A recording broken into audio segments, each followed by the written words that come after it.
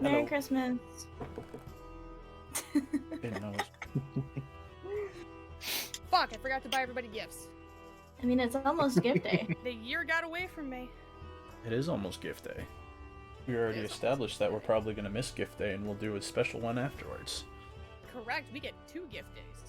Well, Yeah, so Merry Christmas. Hey, we're going to Moncade. You might get an early gift. Unless you're Cass. I'm excited for going there, but I'm also like, I'm not at the same time. It is Moncade. Moncade's a trip. Everybody loves Moncade. Moncade is a trip. Who There we go. boy? Who boy? I'm excited about it, but I'm also like, not.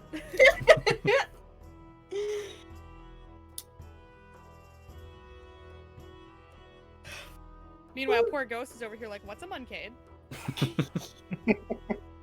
Oh, hold Yeah, I on. mean, a while ago I started watching the episodes, but I didn't get very far. And then before Zelda was like, "Hey, do you want to be in the campaign?" I'm like, "Well, I'm gonna stop watching because I don't want to know stuff I shouldn't know." Yeah, this is a pretty big one. mm-hmm.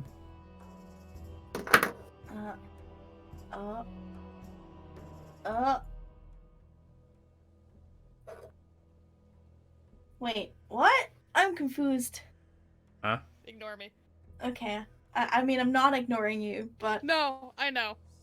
sick brain is confused. Ignore that comment until later. Okay. Not relevant. All right. Oh boy. Concern is increased. Hmm. Concern is increased. Hey, you'll be Wait. fine. I gotta put my notes down so I can do it.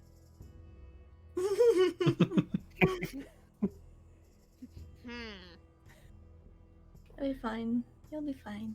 Oh, we'll be fine. It's just Moncade. What could possibly go wrong in Moncade? Why? It's not Moncade that bothers me. Yeah, it's Moncade's getting not the thing I'm to afraid of. Moncade. Yeah. Moncade, not what I'm worried about. The thing in between us and Moncade. That's what bothers The me. thing. Yes. Yes, the thing. Well, I mean, I'm waiting for you guys to one up and do a recap. I don't know. Oh, I was waiting for that. I mean, I'm here. I know I'm here. How come the DM never has to one up?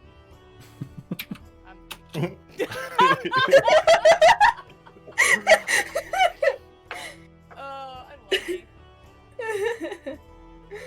I look like a burnt chicken nugget. I said it myself. It's like one of my favorite games. It's gonna be one of those nights, and I don't know if I'm mentally equipped to deal with it. Okay, who's doing recap? Well, Don't I see all some jump at once. shaking his head, so I guess I'll do it because Okay. Wither and Ghost did the last 2. Okay, go. So we started off after ice skating and picking up some bread for dinner back at Richie's place. We then proceeded to have a very awkward dinner at Richie's place. After dinner was the ice dance show, where there were spectacular visions of dragons and the history of of Frostvein and the battle of the 2 dragons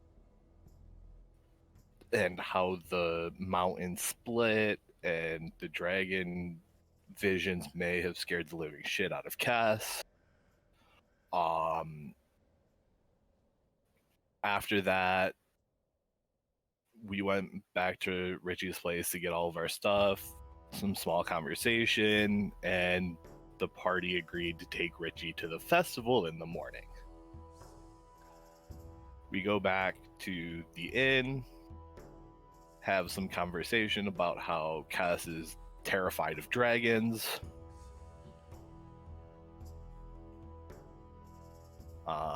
and then we sleep. Next morning, we wake up, we grab breakfast. Wait, did we get breakfast? No, I don't remember. I think we just went straight to Richie's. And then, we had hot dogs for breakfast at the festival. There we go. So we went over to Richie's, picked Richie up, went to the festival, asked what Richie wanted for breakfast, and he wanted hot dogs. What did he want on his hot dogs? Hot dogs. What do you want? Hot dogs. What do you want on it? I want hot dogs! So the party had hot dogs for breakfast and then played games. We started... I don't remember the order. Bobbing for apples with racks. And then we got hot chocolate. 2 words. Sounds like. Sorry, carry on. Then we got hot chocolate. And then Rattan and Perrin did axe throwing, where Perrin had... I forgot. Rax had the second fastest time for bobbing for apples. Perrin had the third high score for axe throwing. And then we went fishing for ducks, where Cass and Perrin both won the top prize of giant teddy bears, and there was a brown one and a pink one, and they got one of each color because Richie wanted both. And then we went caber tossing. Well, Rattan and Perrin went caber tossing. Rattan got third and got absolutely destroyed by what we assume is last year's champion. Is it true or not? I'm sorry I rolled an at 20. I think she's just mad that I brought it up.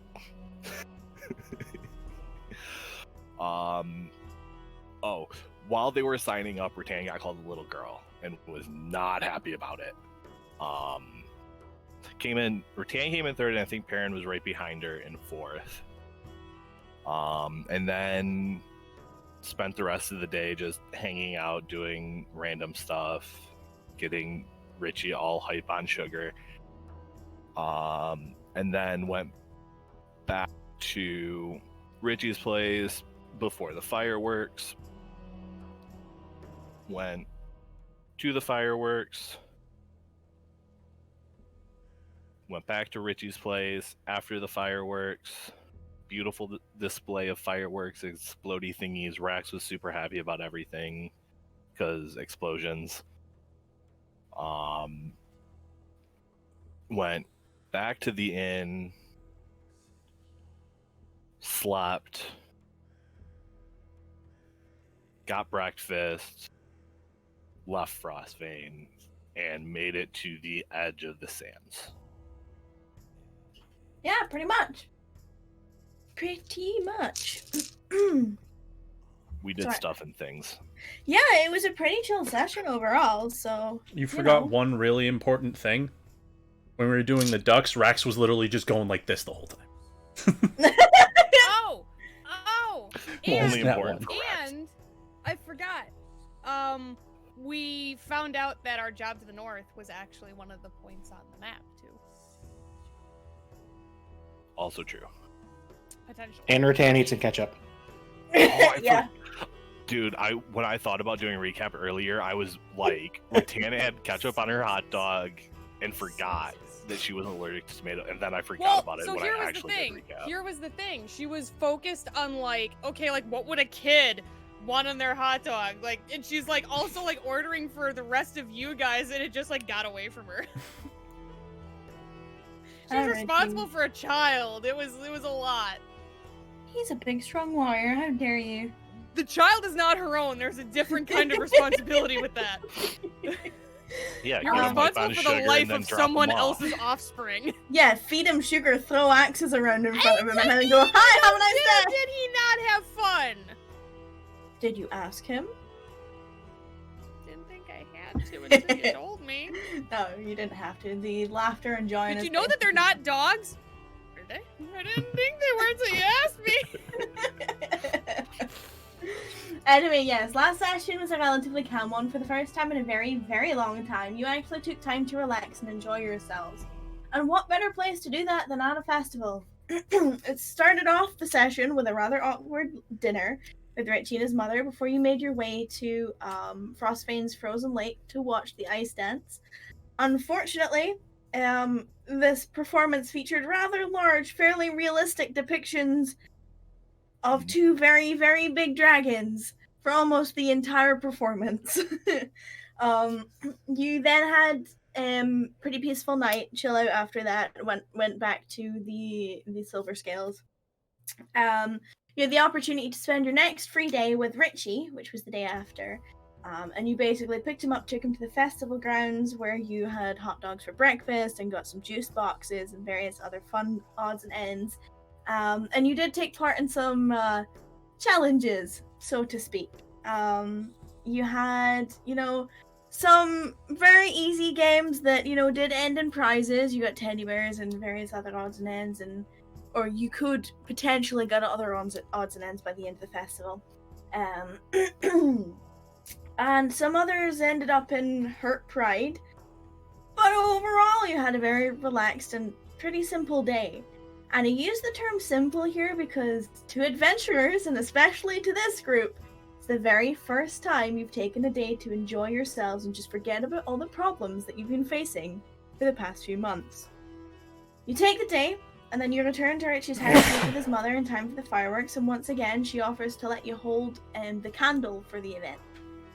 You asked about the significance of the box candle, and you learned that it symbolizes the lives that exist in Frostbane. Snuffing it out is to show respect to the memories of those who have departed, and then relighting them is to show that there are people and families that are still surviving. It's a very sentimental gesture that's done every year at every show during the night, so you've grasped from the time you've been here, and you were invited to take part in the gesture as extended family. Or an extension to Richie's family.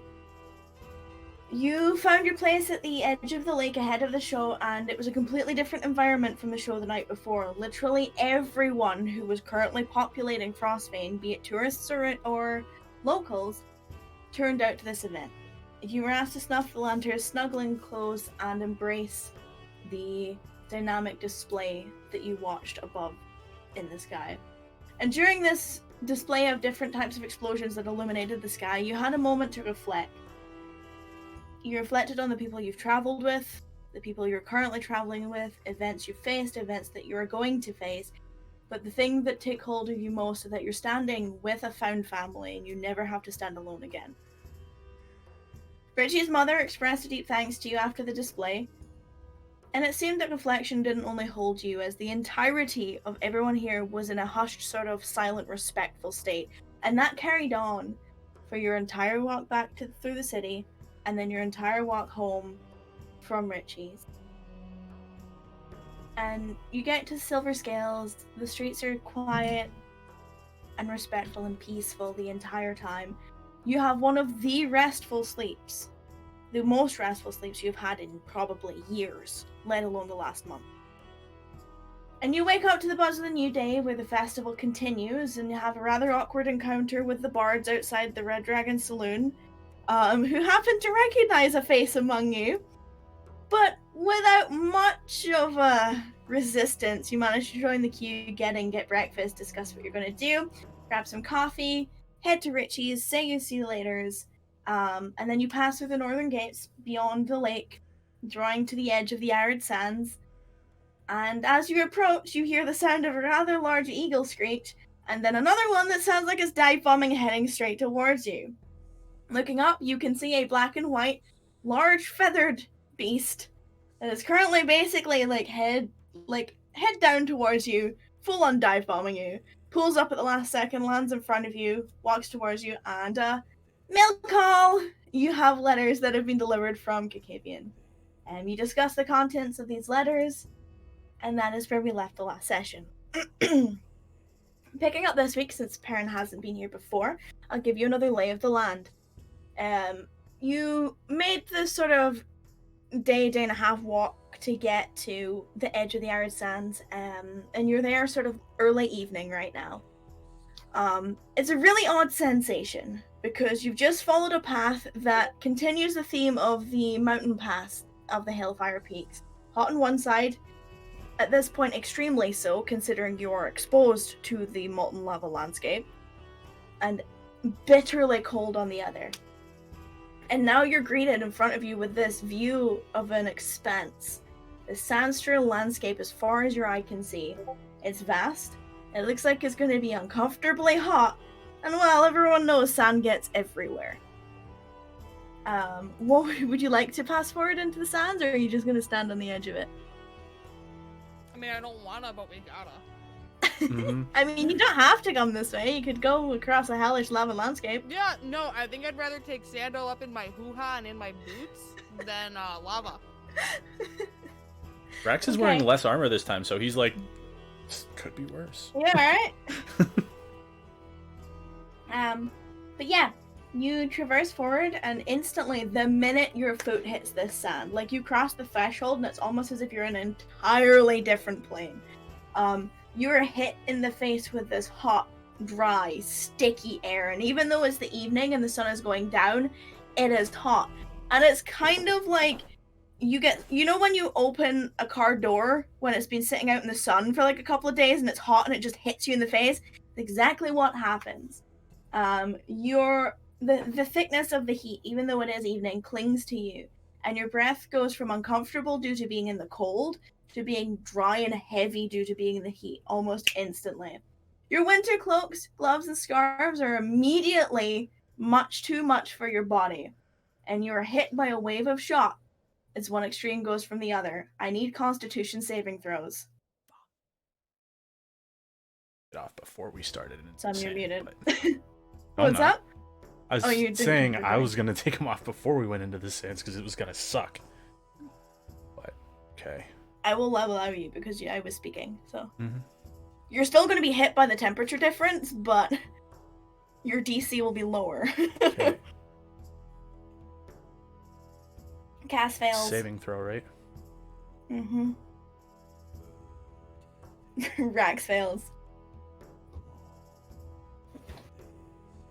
Okay. Time to get some dice out. Good start to the day. I was gonna say, does cast fail even with my +4? I don't know if I was muted. Yes. Oh, fuck. But I rolled 3 1s, so you won't take. Everyone who failed takes 3 points of damage from the sudden shock to your system. It's like the immediate heat wave just smacks you in the face and like knocks you. If But we yeah. pass, do we take anything? Nope. Okay. But yeah, Did I it's get inspiration for recap? Or Are no? you asking for inspiration for recap? Yes. Then you can have your inspiration for recap. You can't use it now, but you can have it. Well, I wasn't going to use it because a 12 is a good roll, and I don't think I'm going to get much better. Yeah, and I'm not sure that like taking 3 points of damage is what you want to Doesn't use it matter. on. No. So yeah, it's No. basically what you'd expect in the desert, and as you push forward, everything begins to look the same. Are you going to continue traveling through the night, or are you stopping to rest? Travel through the night, rest during the day. Okay, so if you go till Oh, morning, I'm gonna you... be ass backwards. Rattan even says that. It's better than traveling in the midday sun. I mean, fair. She's just grumpy because as soon as we took like her first step into the sands, it immediately like kicked up and went down her boot. Yeah, you're all She's starting just to fill up with pissy. sand. She's Perrin, it's worse for pissy. you because you're closer to the sand. So, like, it's worse for you because any dust that's being kicked up is hitting you basically in the face. He's walking by Rattan and he's getting all the kick up from ah. And I mean, dust does kick up here. You're in loose sand desert for the most part. But yeah, so if you travel for the rest of the night, you're going to get a point of exhaustion. Yep. It's going to go away anyway, so don't bother putting on your sheet, but, you know, if something happens, you have a point of exhaustion. I'm going to tell you now, first night, nothing's happening. Or Tess first is day, providing whatever. good berries and water for everybody as well. Okay, okay. Thank you. Make sure you mark off that spell until you get a long rest at the other side. Yep. Because if you're doing that every day, me as Yep. well. Yep. It's already gone. Excuse I me. just wanted to put it out there. Yeet. Yeah, just as you expected, sand gets everywhere. You go for a few days. You know what? Those of you who have been this way before, you know that 5 days out, 4 or 5 days out, there is a safe place to put up a camp. You know where it is. PTSD, PTSD, PTSD. Are you PTSD. going there, or are you avoiding it? It will take you longer if you avoid it. Rattan's gonna look at Kess and Rax and go, do we want to go back there? Rex is gonna look at you and just... the way we know. It's gonna get us out of here quicker. I know. I just didn't know if it was gonna dredge up bad memories. The desert dredges up bad memories in and of itself. Fair enough. Just checking. We will go the place that we know. Mm-hmm. Okay. So you're traveling Probably for, regret it. I'd say 5 days. It's like nights, but you know what I mean. And you know you're tired even though you're being provided like essentially fresh food and water from Kez. And by the time you get to these ruins, you've been going for hours. And even though there are pockets of like dried sand compacted and like basically they're formed like odd spots of compacted but like cracked land, which is the only flat land you find out here. It's still hard going because basically as you're getting used to being flat again, you find sand and you have to go up sand. So it's really shitty. Those of you who have been here before, you know your way. You get to the ruins probably about an hour or two before sunup, which would be when you'd be ideally wanting to camp for the evening. You set up camp. And for the first time, I would like someone to tell a campfire story.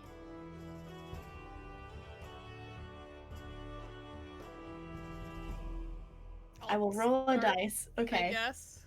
go for it. So we're all like getting our tents and everything situated. I'm assuming we're like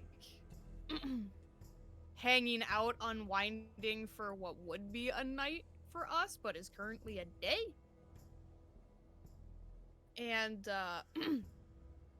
she's sitting there for a second. She goes, you know, there's a story we used to tell in my regiment whenever we got somebody new in. And so the story goes that there were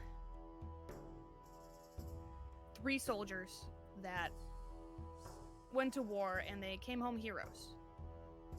And the soldiers, all 3 of them, were brought before the king, and they were to receive monetary rewards for their service and valor in battle. And the king said to these 3 soldiers, "Thank you for your service and for your bravery and your commitment to the kingdom. For your valor, I shall reward you 1,000,000 gold each. However, I will multiply that amount based on the measurement of a body part you pick. Whatever body part you pick, however many feet it is, I will multiply the 1,000,000 gold by that, and that will be your reward." And the soldiers are like, okay, this sounds like a good deal.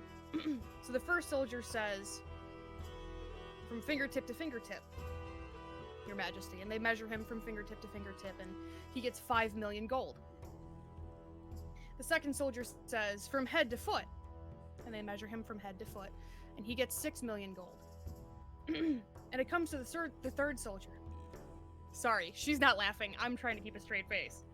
And it gets to the third soldier, and he looks the king dead in the face, and he says, "Your Majesty, from my dick to my balls." And the king is baffled. And everyone in the court is baffled, and they say, "Soldier, are you sure?" He says, "Absolutely. From my dick to my balls." So, pull down his trousers, and they go to measure him, and King says, "Soldier, where are your testicles?" And he goes, "Back on the front, my lord."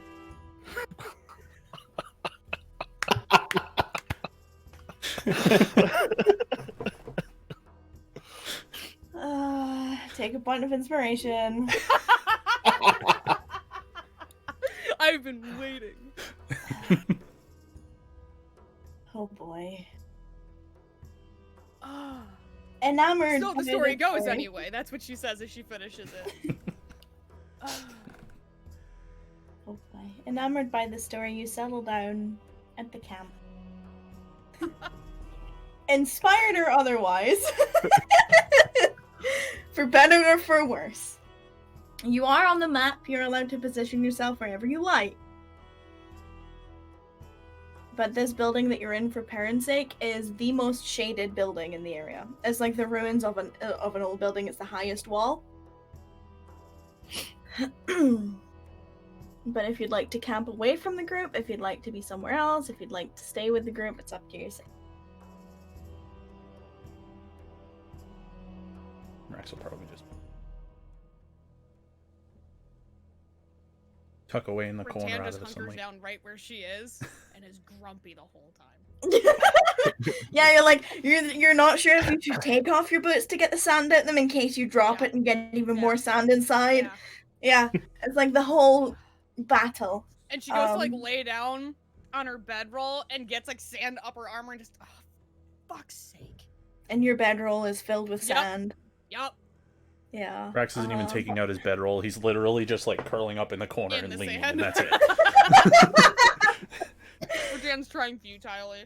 Paper is gonna like perch up on the wall. First thing I'm doing when we get to Moncade is taking a fucking bath. No, a shower. I want a shower. Both. Probably. Mm-hmm.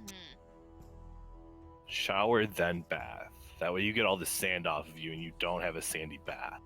That is true. And then you're not sitting in sandy water.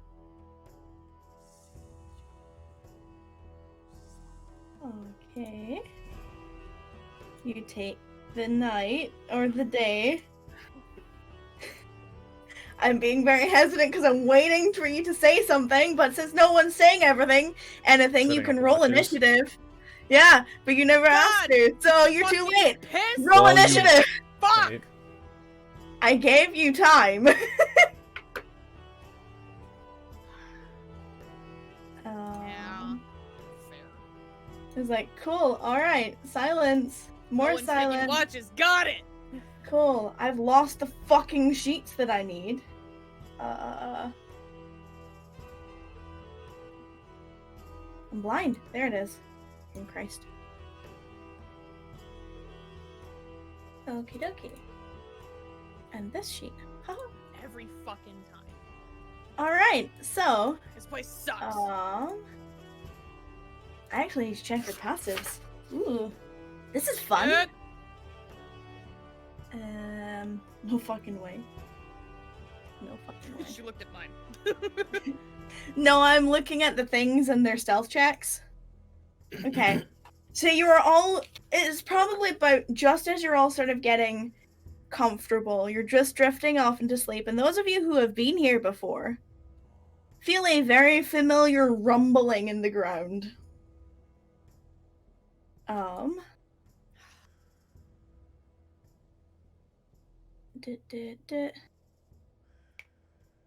And Not I need this to... shit again. Haha.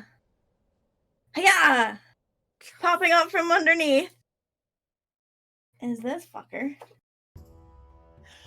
who is going to take its turn to attempt to... You saw it, so it's not a surprise attack.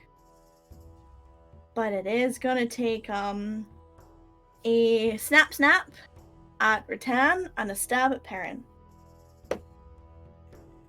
That's probably not gonna hit Rattan.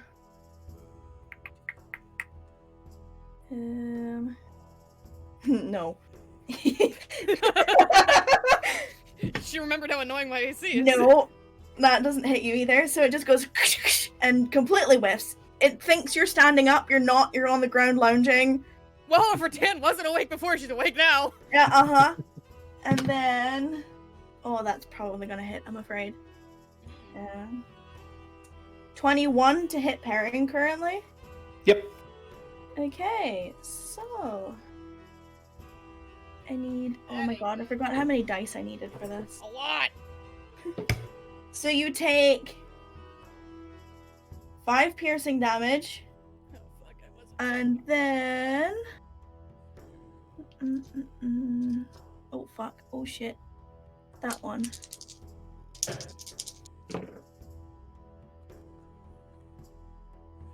14 points of poison damage. Well, actually, I need a con save from you, but it'll be either 14 or halved. Con save. Yes, please.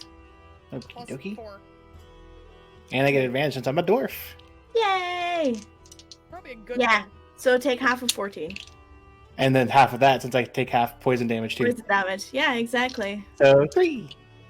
Okay, Cassis, your turn. I need battle music. My brain can't focus without battle music. But yeah, Cassis, your turn. Rex, you're on deck. Cass is going to pull out his quarterstaff and try to whack it. You most certainly whack it. Please roll damage. Ah, Six. my sheets are in front of my thing. 6? Yeah, solid. Solid. Wait, Oh, What? I would have had advantage. Oh well. Wait, what? I'm reading the description. Yeah, uh-huh. So, as he hits with the quarterstaff, all you hear is just this god almighty scream.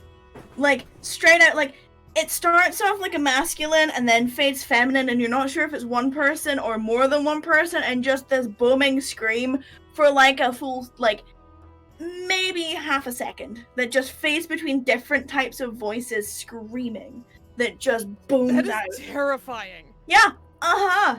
It does. Anything else you'd like to do, Cass? Nope, that'll be it for this turn. Okay. Trying to scare off any other scorpions that might be by. Okay. Rex. Grumpily wakes up. Well, gets up. And he'll initially cast. Yep. Mm, maybe. Hex. I think so. Which one are you doing it on? The only one I see. This one? Okay, cool. I mean... I need a thingy. I need a thingy. That thingy. There we go. Okay, so it'll just be... it'll take the damage whenever you attack. Yeah. I was just clicking it. Okay. Oh, wait. Yeah. What's the thing for the concentration? Because I don't think I've ever actually had to. What do you mean? The Oh, to put it on your indicator we've been Pokemon? using. Yeah. That'll do. It's a little TikTok clock. Okay. And so I think that's what I normally do. I don't know. As long as you know you've got concentration, it's fine by me. Alright. Put that on. I'll try to help.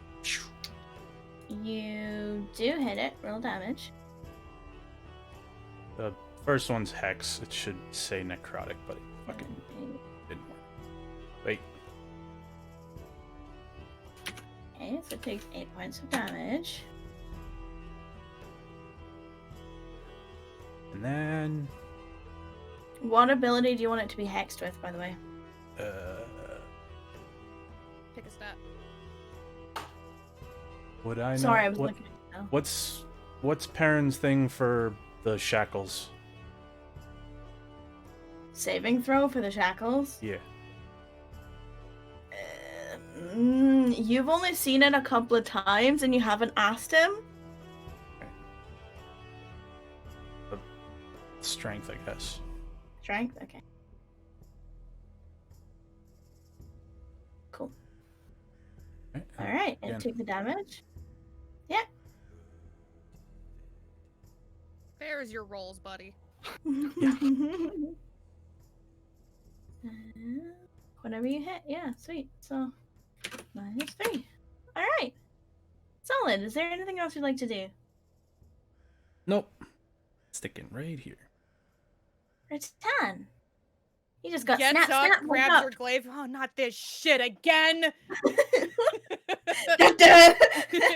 That's pretty much what it is, but she actually says, not this shit again, and she's gonna do, all 3 attacks against this thing. Okay. If I move here, do I get flanking? Yes. Should have gotten flanking where you Yeah, were. that's what I'm... Do I have to move over one, or am I... Oh, I move over one. And then she's gonna call out to everyone else, make sure there's no other ones again. And whack. Oh, I meant to roll with advantage. I'm sorry. I even asked about advantage and I didn't do it. 16, that blows. Yeah, you still hit it though. I'll take it. I'll take what I can get.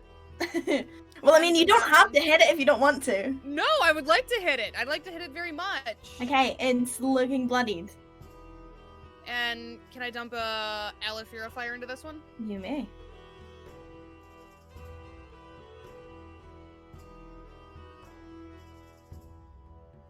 So 10 on the first one, 15 on the second one, and then bonus action. I'll dump another Alifira into it. Can I do that? Can I do multiples in the same round, or is it just one per round? Says, I think it's 1 per round. It says in your thingy. Double check. If not, then I'll just do a normal smite. I'm checking. Once per turn when you attack. Okay, so I'll just do a normal smite. I knew I nerfed it somewhere or another. Yeah. I mean, otherwise it was gonna be way too good. Yeah. So another 17. Yeah, it needed 10 and it was going down. Yeah. So yeah. Whacks down on its head with the butt under her glaive. And this giant snappy scorpion thing that rudely came to make sure you didn't sleep collapses into the sand. There is still a turn order though, so Perrin. Alright, I'll pull off the quarterstaff, grab my shield, and I'm gonna go ahead and keep an eye out up here. You're stand. Okay, alright. And if anything hostile comes within range, I'm gonna smack it. Okay. Peepers. She's just hanging out up there, but she'll look around. I don't know if that's a... Okay, you can use a perception. And this would be listening and looking for disturbances in the sand. So that will be for her. Yeah. Wow. Wow, Peepers. She's a little bit too grumpy because they woke her up too. Yeah, she was like just settled down, her feathers were ruffled. She doesn't see anything. Okay. However, and Perrin, yours will get to go off here. As where you're standing, a sort of mini flourish of sand starts to form and then continue to take form as this appears in front of you. And I will show you what you are looking at. What the shit? Yeah, kind of looks like a sandman. Rude. We cannot catch a fucking break in this place. Yeah, so Perrin, it is going to try to attack you, so you know, it's hostile.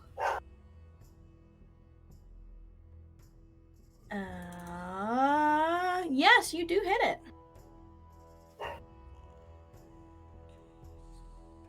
Please roll damage. Okay, I need a calculator.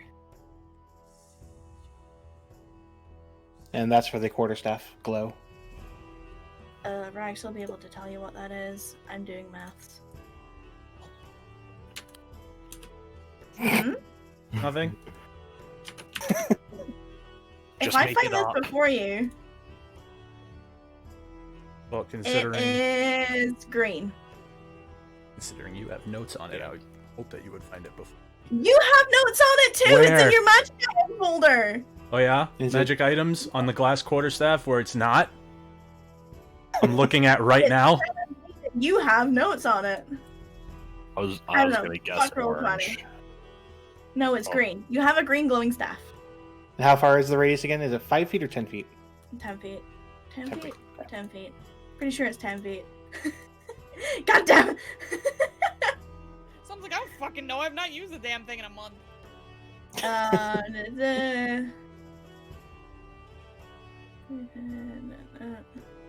10 feet. Okie dokie. But this thing is going to, yeah, it's gonna try and smack you.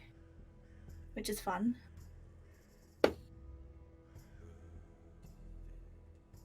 $20 to hit you? Just barely, yeah, it hits. Just barely.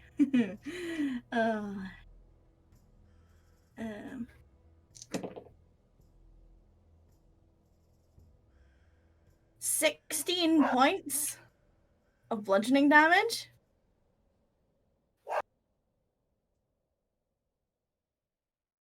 And then it's going to move on top of you and be in your space. And is going to try and hit Cass.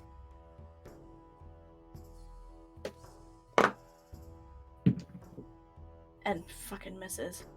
With Wow. a 10 as it tries to hit you. That doesn't usually happen. I know. Anyway, after that, which is great fun, another rumble in the ground happens. And ta-da! New friend! I'll put him on top of his dead friend. He's going to take 2 attacks, a claw and a claw at one at Perrin and one at Cass. Fuck, I can't reach him. So the one at Perrin misses miserably. The one at Cass, however, is a 21. Yep. Awesome. Don't So, get in range of me. I'm checking. so you take 5 points, and you are now grappled. Shit.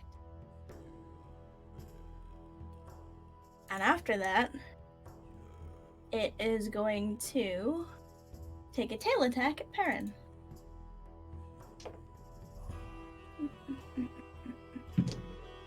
Fucking Christ. 12?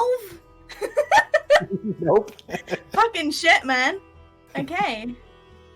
And that one is dead. You can fuck off out my turn order. Cass, you are grappled. It is now your turn. Is it just me or are we in a weird initiative order right now? Yeah.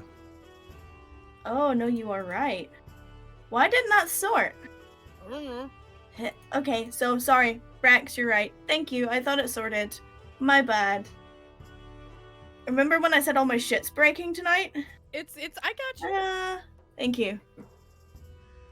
So Rex is I'll transfer the hex to Mm-hmm. the other scorpion. Same hex? Yeah.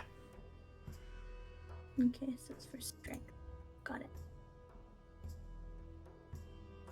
And he's gonna grumble as he walks over to here. Says, I'm gonna try something. You're my new test subject. Fuck you. Oh, no. Oh, no. Oh, fuck. What's happening? Oh, no. Thundersteps. DC con save? DC 15 con? Mm-hmm. They're pretty okay at con. And he's far enough away from both Kess and Perrin, they should not be hit. I'm so tired of rolling twos. Every other roll we got tonight is a two. damage and rolling shit everything else. Oh yeah, so it fails. And it's 10 feet, so it hits this thing as well. Okay, let me check a thing.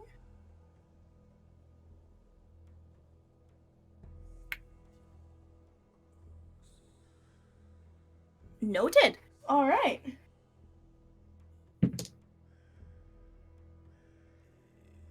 It fails. But it doesn't seem to be as bothered by it as the scorpion was. That's perfectly fine. He's gonna teleport right over to here. He was testing something. That's all he was doing. Oh shit! Hold on, I did the completely wrong fucking thing there. Wow, brain numbers. Fuck. Sorry. All right, peepers. She'll probably like do her little owl laugh because they had been talking about this, and then come over and land. Well, be close enough where she's next to him. Okay, so be like 5 feet above him. Yeah, more or less like ready to fly off kind of deal. Okay, yeah, so she's like 5 feet. She's within your grasp, which is 5 feet above you, flapping, waiting. Cass, you're grappled. I'm just gonna try and break the grapple. Okay. And then it's acrobatics or athletics if I'm defending. I believe so. Unless it says otherwise in the skill, yes. That's what I was looking at. It does not. So, yeah, you managed to break 3. But that does take your turn to do so. Yep. Perrin. Alright, I'm gonna take 2 swings at the thing in my space. Okay. It's an interesting, I guess you're the... sure. Bold move, Cotton. Let's see if it pays off. I'm just thinking of it like... like, you're in it? So, sure, you miss. Okay. Second swing. Oh, You miss. You're inside this thing that the glow is basically making it look big and green and menacing, but because it's basically a sand cloud that's all around you, you're just kind of swinging at air. You're like confused by the fact that you're surrounded in green gritty stuff, and you're like, is this just a sandstorm or is this a thing? Is there anything else you would like to do? Screw it. I'm gonna use my action surge. I'm gonna Do it again. I'm smacking it again. I don't want this thing on me. You may certainly try Yes! it. Please roll damage. Okay. That's... Brain's not working. It's the max dice plus the 8, so 14? Is that right? Yes. Right? Yeah. So 14. Doesn't seem as phased as you'd hope it would. Okay, but I would like to push it 5 feet, since I can do that with my bludgeoning damage. Hold. Okay.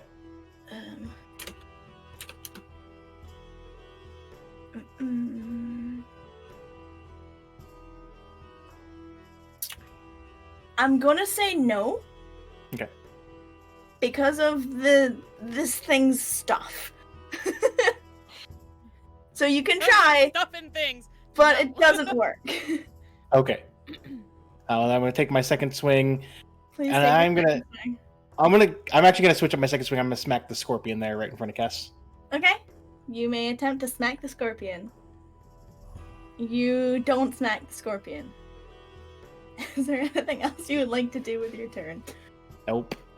No? Okay. For 10? Alright. I'm gonna move up here. And this thing is not bloodied, correct? You don't think so? I mean, it doesn't look like it could... Oh, the scorpion? No. No.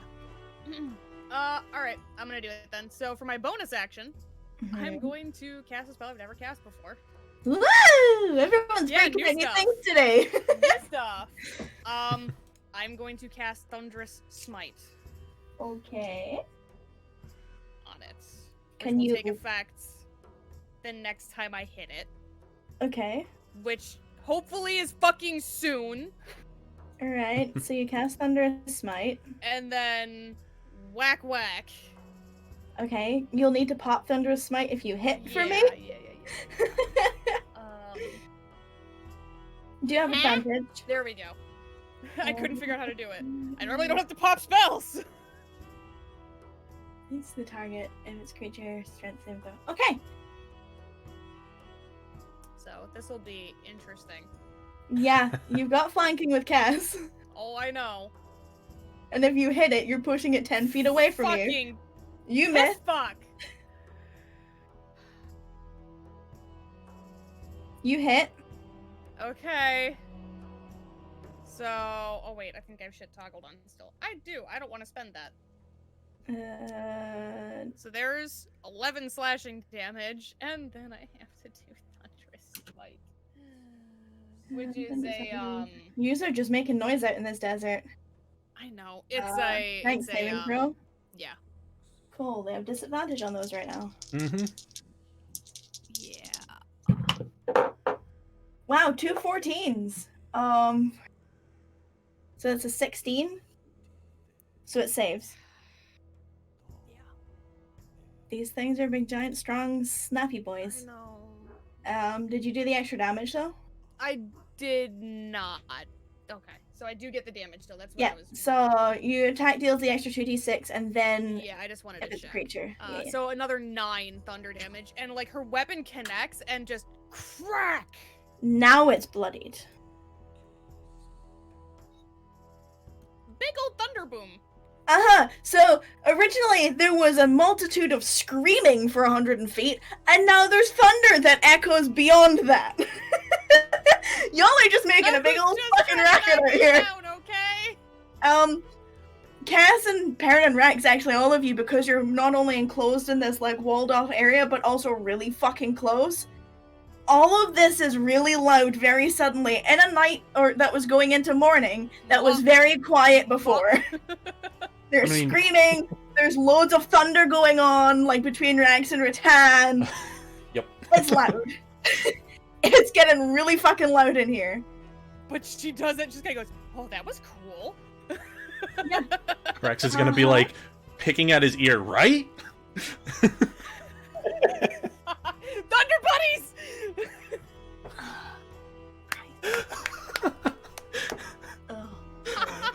Okay. Perrin, you need to find something you can do thunder damage with, and we will all be Thunder Buddies, because Kess has thunder.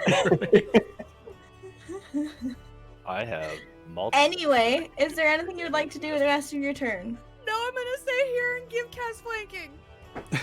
Okay, cool. Well, this thing is gonna move up into all of these spaces, including the scorpions. And I need everyone in that space to make a strength saving throw, including the scorpions.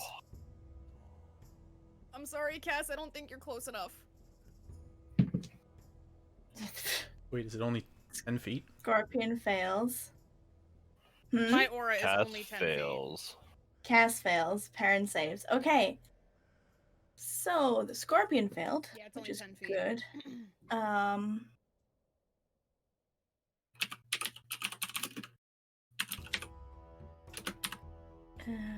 Okay, so initially, everyone who failed takes 16 points of bludgeoning damage. And everyone who saved is fine. Those of you who failed, including the scorpions, so Cass and Scorpion, are then flung in a random direction away from the thing that's standing on you for 20 feet. So the scorpion is flung this way, ends up over here. The damage that it sustains from hitting the wall kills it. Oh! Yeah. Da-da-da. Okay. You take Cass.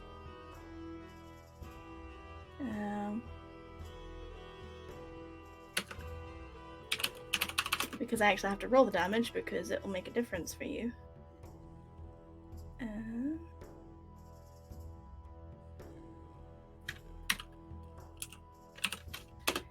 You take, wow, I rolled 2 1s. You take 2 points of damage as you hit a wall.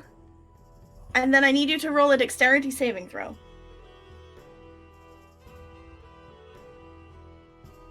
Okay, so you managed to pass the dex save. You're not knocked prone, but you're all the way down under Peepers now.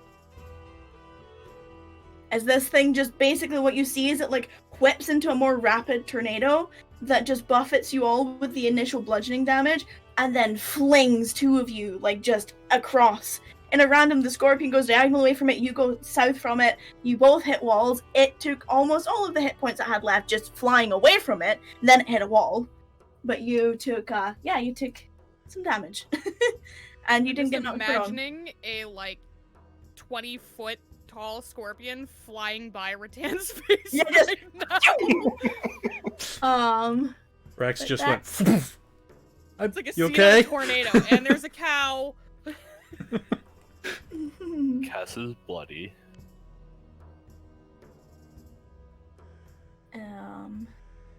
Yeah, that is that one's turn. Rax, it is now your turn. Like I said, Rax just kind of. You okay, buddy? Because Kess just suddenly poof, next to him. He can't react until his turn, but I know. I'm just saying. All right, move the hex onto the remaining thing, and same curse. yeah, same thing. Same. Cool. And Okay. Gonna just come on. There it is. Okay. You miss. As it just, you watch as you think it connects and it goes right through it. The second one, however, catches it and its body's coming together again. Please roll damage. Get fucking. Wow, hold on. I have to read all of the immunities. Okay, yeah, solid. It's not happy about that one. It seems that your desired effect actually took effect. Rex is gonna take a couple steps up this way. Okie dokie.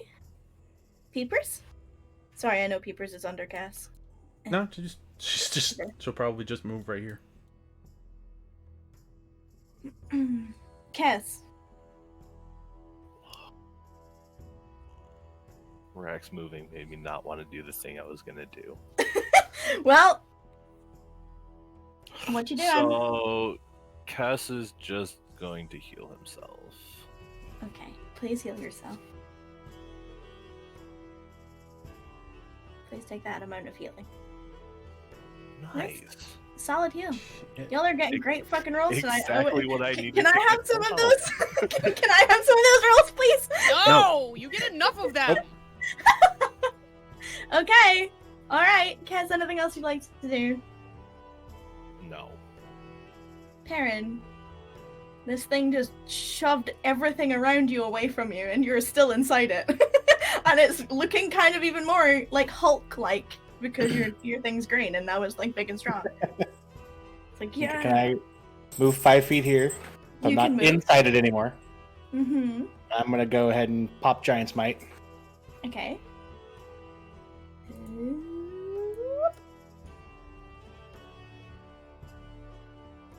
And I'm gonna try to smack it. You may try and smack it. You smack it. Please roll damage. Is that? I'm Okay. gonna use my one there. Nice. All right. So, What type of damage is your giant smite damage? Do you know? Is it like the weapons type, or is it just like? I don't know if it specifies. It says one of your attacks with a weapon or unarmed damage can deal an extra 1d6 damage to a target on hit. So I'm guessing the weapon type. Would be the Yeah, weapon type. extra. It doesn't specify. Extra makes me think Yeah, so- whatever it's initially. Yeah, Yeah. I think so. Okay. Sorry, math. Okay. Again, not as hefty as you think it is. It doesn't seem to be as bothered by your attacks. Okay. Take my second hit. Oh, puppy. You missed. Damn. Jeez. No, my family just got home from the store. So she's like, yay. Oh, puppy. Is there anything else you'd like to do? No, I'm good. You good? Okay. After your turn, you see across from you another one of those little sandy, buffety things starts coalescing and forming out of the other corner. It's going. Yay. Yeah, I'm gonna make its way right on top of your Rattan. I'm gonna take my reaction to Polearm Master it, Okay. if I may. You may. Alright. Hit. And then, because this is a new thing that I can do, as Mhm. part of that same attack, Rattan's basically going to attack it and then shift out of where she currently is to here. Because I will pop it for you. You're okay. It doesn't seem to be phased by your initial attack. Great. You move away from it. It still has movement left. Yeah, I figured. So it comes up here and stands right on you again. Like, you moved away and it's like, okay. I mean, she whoosh. just didn't want to move too far away from it. Yeah, it seems like it may move further than you probably could, given it is of the sand. Yeah, fair. And it's basically going to do the same thing as you, as it did to everyone else just a moment ago. Its friend did. So I need you to make a strength saving throw. It's weird not being proficient in that. 19? Yeah, you pass. It's fine. So you basically, the whole thing starts to buffet around you. And you sort of like, you've just, used this new ability of yours and you're feeling epic and awesome. And you're like, yeah, I'm over here now. And it's like, huh, what, huh? And it comes over to you and starts trying to buffet you with its body. But because of the sudden redirection, it doesn't seem to be able to find you.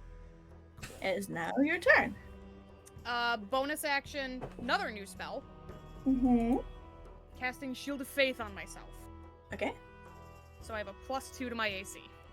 All right. Which is even more annoying for you. So my AC jumps to a 20. Mm-hmm. I'm doing that right now for you so that it doesn't. I'm not gonna see it. I'm gonna ask you if it hits. Yeah. Okay, so you bonus action Shield of Faith. Yeah. Concentration right now. spell. Yeah. I'm already flagged. No, I'm not. Okay. Reflag myself. There we go. There you go. And then whack whack. You may certainly try to whack. Oh no. Nope. Oh no.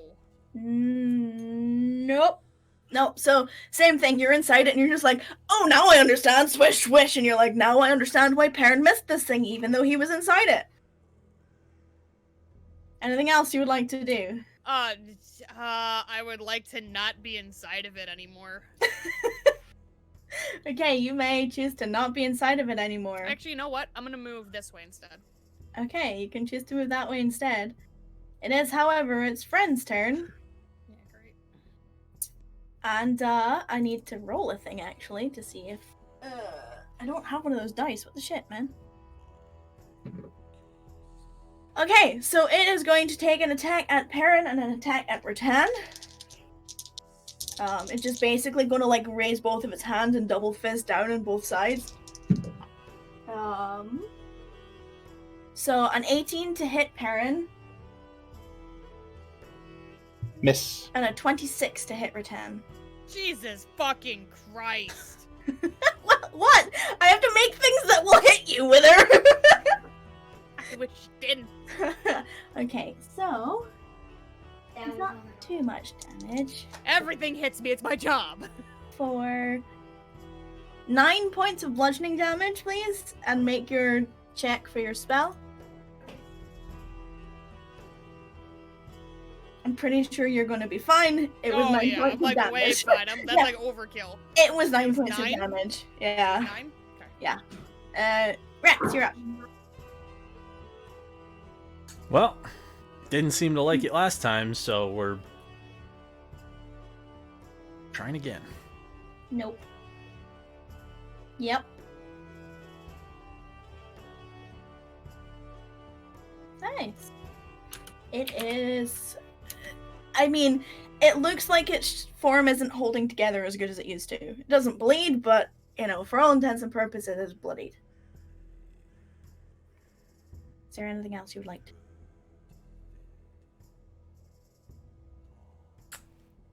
X is gonna look at his bag, shake his head, and that's it. Peepers?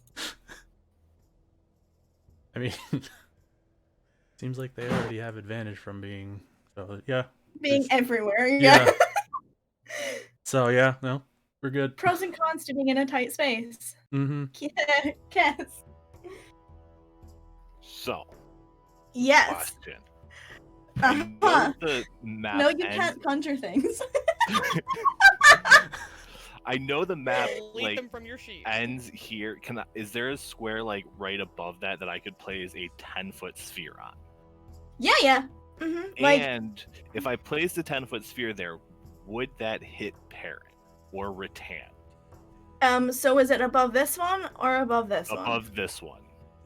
It would, if it's above there, then no. If it's like the 5 feet above there, it would not hit either of your companions. Okay. It would hit this dude. It should hit this like, one you too, could even right? put it like right here. I don't know if you can see my aura, but No. you could put it like Because it's a 10-foot radius. Hold on. You would have. I can. Would it have to go above this one to hit both of them and not? Yes. 10 foot. 5, 10. Yeah, so it would probably have to go. It would be okay if you put it above this one. You wouldn't hit any of your friends. And I could hit both of them?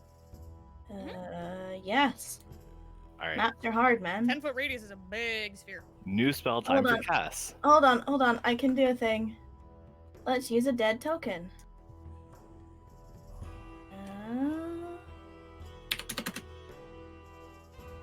I am also sorry that you can't see my aura. Can you see this?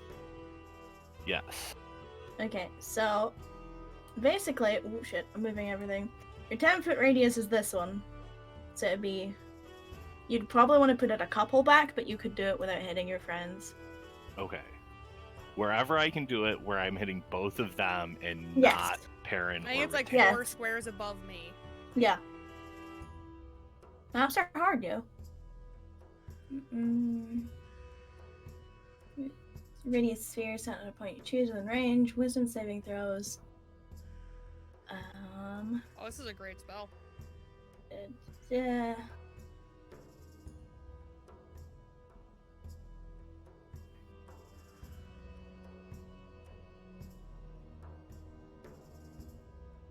And it's a DC 16. Hold. Resistances are a pain in my ass.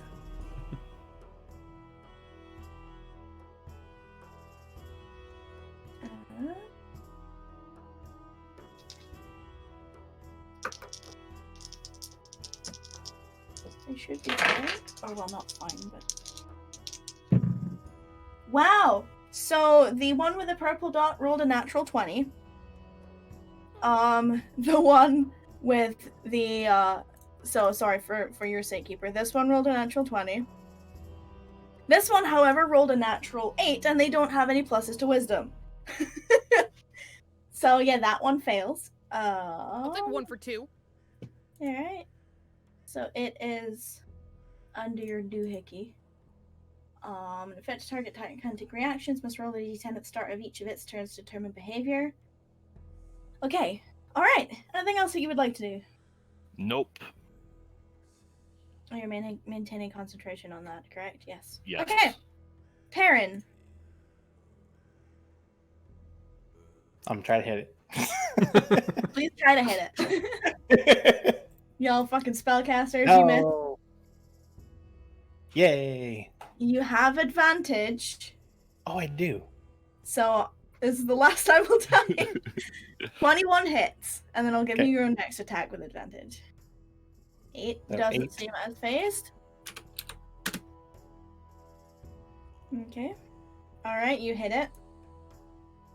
Okay, with this one, I would like to pop my fire rune before doing the damage. Okay. Can't remember what that does, so pop it for me. There's that. So it takes an extra 2d6 damage on top of the weapon, and then it has to make a strength saving throw or be restrained. Okay, Yes. so it doesn't matter about a strength saving throw, it cannot be restrained. Okay, good to know. But still, that's going to be the 7, and then another 8. The 8 is fire damage. 8 is fire damage, so it doesn't like the fire damage. It doesn't seem phased by your bludgeoning damage. Okay. Still up. I'm going to end it there. Cool. Did I delete that scorpion token? I did. Alright. Well, it's Purple Dude's turn. And he's fine, so he's just gonna pop in. He's gonna come down here. He's in your spacer town. And he is. I need you to make a saving throw for me. Which kind, please? Strength saving throw. I was like, I will make one as soon as I know what it is. I was opening the sheet and I opened Yeah. the wrong sheet twice. You're probably gonna pass. 16? Yeah, you're fine. Okay. As it basically tries to do the same thing again, but like all the magic and all the noise that's been going on, it's just kind of like this one's glowing and this one's big and glowing and this one's making noise and this one has a stick that can scream. Like a lot's going on, and it's not really sure. So it tries to do the same thing and fails. Okay. It is now your turn. Gonna move here. Okay. Just so I'm not inside it anymore. I don't like being inside this thing. I mean, I wouldn't didn't- either. I didn't give it permission. And then I'm going to whack. You may certainly try. Which one are you whacking? I'm going after purple, sorry. Okay. Yes? Elefira Smite. Fire thing, whatever the fuck it is. It's not a smite! That's for sure! Okay. Regardless, it does so- 8 fire damage. Doesn't like the fire, doesn't mind the slashing. Kinda figured. Okay. Go big or go home, 2nd level Divine Smite. I mean, sure. Fucking, hold on. Which, of course, I don't have a macro for, so I'm gonna have to do fucking quick maths. That is already max damage. Pretty hot. So So it's 23 slashing, not that it fucking matters. And then, oh, not level 3, I don't have that spell slot. Oh, fucking shit ass piss. So, it is 10 instead of 3 on the bottom one. okay.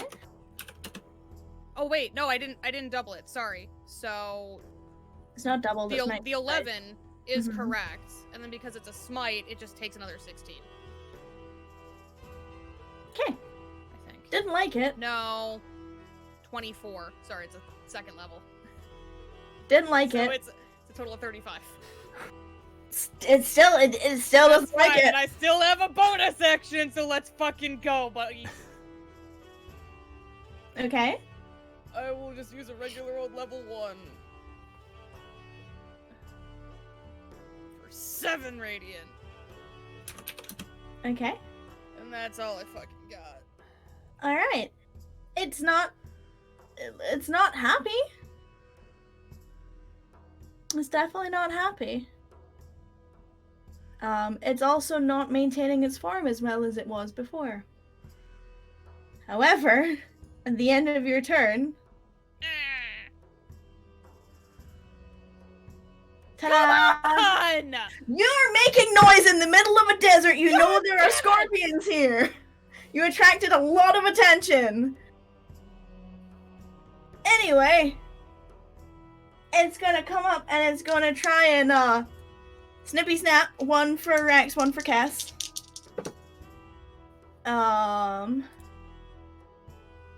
16 for Rex. Yep. Sorry, was that a yep? Yep.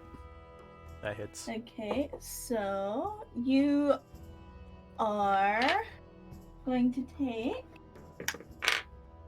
6 points of piercing damage, and you're Okay. grappled. Nope. I'm not grappled. You're not grappled? Why are you not grappled?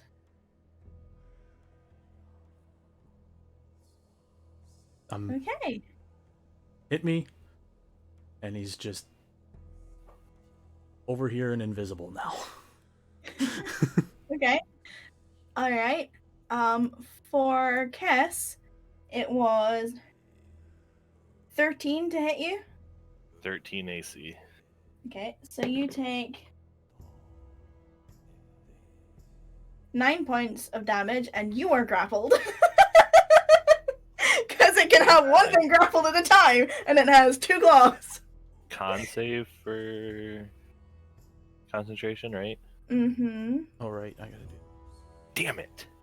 Okay, so you drop concentration. I believe. Did I do my numbers right? It's lowest it can be is 10, right? I believe so. I also need to it's check half from damage or you. 10, whichever is higher. Yeah, check from you. Yes. One grappled. Yeah. Yeah. To the theme of Garth Brooks. Y'all are saying like all of them. You're typing and shit. Yeah. Okay. And then you're grappled. Yes. And then, because you're the only thing in its range, is gonna make a tail attack at you, because Shit. Rex puffed out of there. So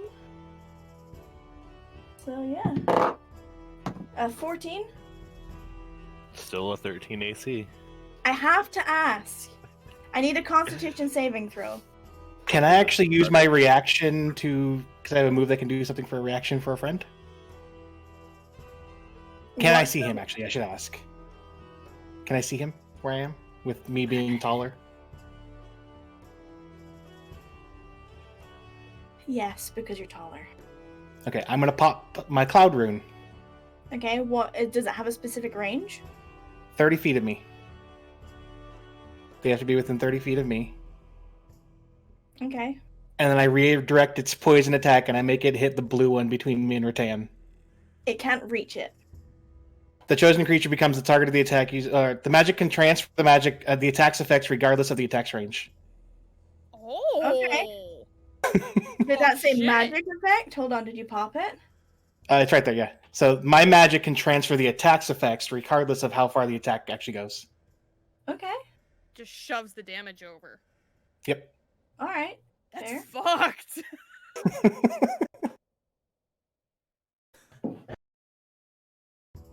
Alrighty. And you're directing it at the blue guy? Yep. That's the wrong guy, Zoe. Fuck. Ooh. And then it has to make a con saving throw. Which they're really not good at. Okay, it fails. Because I rolled a 3. Probably not going to be able to survive this. Good. But I have to check. It's immune to it, so it doesn't matter. Fucking. So it Fine. takes But It's Cass one didn't thing. take it. amount of 1 point of damage. But Cass is fine. That's what but matters. Cass is fine and grappled. And as, however, now this one's turn, so I need to roll a d. Your thing didn't last, so it's fine. I need to... Fuck it, it's gonna take a double slam again. And this time it's just gonna, like, 2 hands down on Perrin. Like, so both attacks are coming your way. Okay. Both of those hit, I know without even looking at the modifiers. So yeah. I rolled a natural 16 and a natural 17. With its modifiers, it's just gonna... Yeah, it's a 24 for the 16, so... And I roll shit damage as usual. So you take... 9 points of bludgeoning damage. As just double hands poof down onto you. I also need to roll this one. Cool. It gets that back. It is then going to move through your space, but not beyond your space, and stand there. Rattan. Yeah, I would like to fucking shank a motherfucker for trying to leave my... I'm not fucking done with you. Get your ass back here. Nope. You whiff. It's sand. Used to It's moving fighting sand. sand fucking monster things. I However, don't know Rex- what your anatomy is. It is now your turn. The sandy bitch is on top of both you and Perrin. He says, "Will you?" And then he'll just poof again. And this time he's gonna Misty Step. It doesn't know you're there. You're invisible. This is true. Well, now I'm visible. Because it only lasts until my next turn. Does it last through? I think it's at the start of your next turn. Yeah. You remain invisible until the start of your next turn or until you attack or cast a spell. So I'm now visible. Yeah, it's now aware of my presence. It didn't want to be near Rattan. Or the thing that just stabbed it without stabbing it. That is a not friendly environment. Like, nope, I'm getting out of there. Hmm. But yes, if you'd like to Misty Step, you can Misty Step.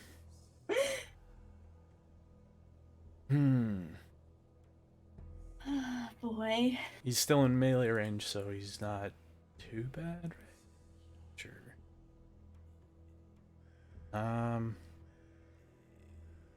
Fuck. What you doing? Alright, yeah, he is gonna Misty Step, fuck it. And he's gonna go he's gonna go over here. Okay, you Misty Step over there. And then he's gonna shoot. Probably gonna end up being one at blue and one at purple purely because... One at blue, one at purple. Okay, I was gonna say he has cover, but you have sharpshooter, so it doesn't fucking matter. Yeah. Or spell sniper, or whatever the fuck. Yep. Same fucking thing. Yeah, it does the same thing. Blue one that hits. Okay, surprisingly, it is still maintaining its form. God damn it. Well, it's getting another one. Is it? Okay. Well, I'll allow it. I mean, are they at the same time? Because if they're at the same time, I already said one at blue and one at purple. I said probably okay, because if it didn't die, then... I'll allow it. 24 hits. Fuck, sorry. And My finger all of the twitched. damage. Yeah. It had 4 hit points left, No. so like like it's all you needed, bud. But yes, this one. Basically, you watch as your spell go. The first one hits it, and it's kind of like it turns to look at you, and it's like all sandy sounds, and then you're like, "Fuck you!" Hit it again in the face, and it's basically for what kind of head it has, it explodes into a sand cloud, which kind of goes towards Perrin, and kind of you buff at your face, and then the rest of its body just goes still, and then as if water, but it's sand, and just lands and goes still in the sand. All right. And you know what's great about these bodies? They don't impose difficult terrain. Yep. And then Rex is gonna go over to here, so that he's not within 5 feet of somebody else. Because he still had like 20 feet of movement. Peepers?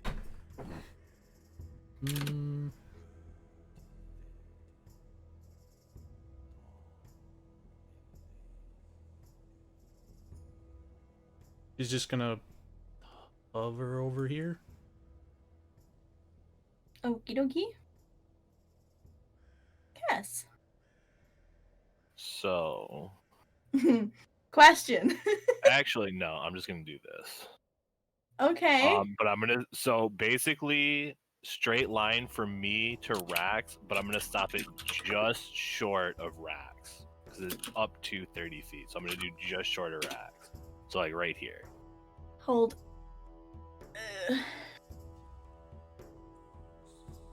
Can be up to 30 feet long, up to 10 feet wide, and up to 10 feet tall. Dex saving throw, bludgeoning damage, not prone. Also, that's terrible damage. Okay, so.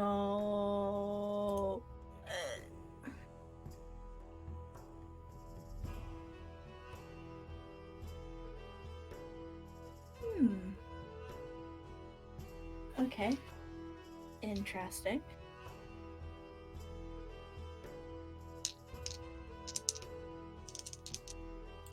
Okay, so one for each of those dudes.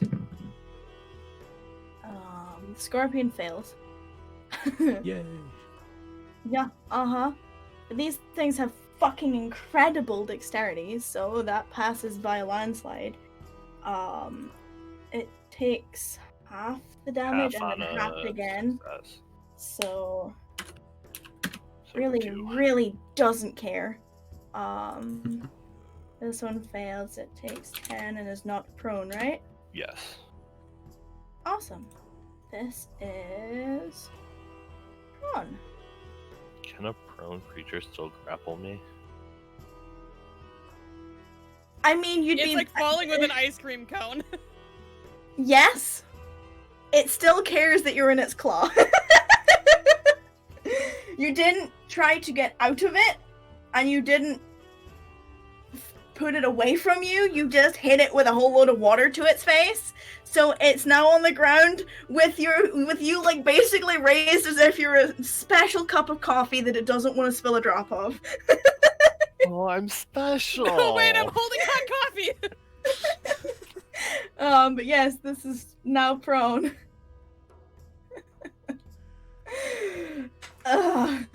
Anything else you'd like to do? I don't think there's anything else I can do. Okay. Perrin. Not with that attitude. Well, I can't move. I can't Nope. break. We'll go there, No. Yeah, so you can go there. and because it's prone, I get advantage on that scorpion grappling kiss, right? Mm-hmm. You sure do. So I'm gonna smack it and say, "Let go." Drop it. No. Okay, so here's the question. Are you smacking it trying to make it let go, or are you just hitting it? I'm just saying that. Just Okay. let go. Okay. Alright. I'm not trying to like command it. No, I'm just like smacking it. Alright. I mean, you hit it.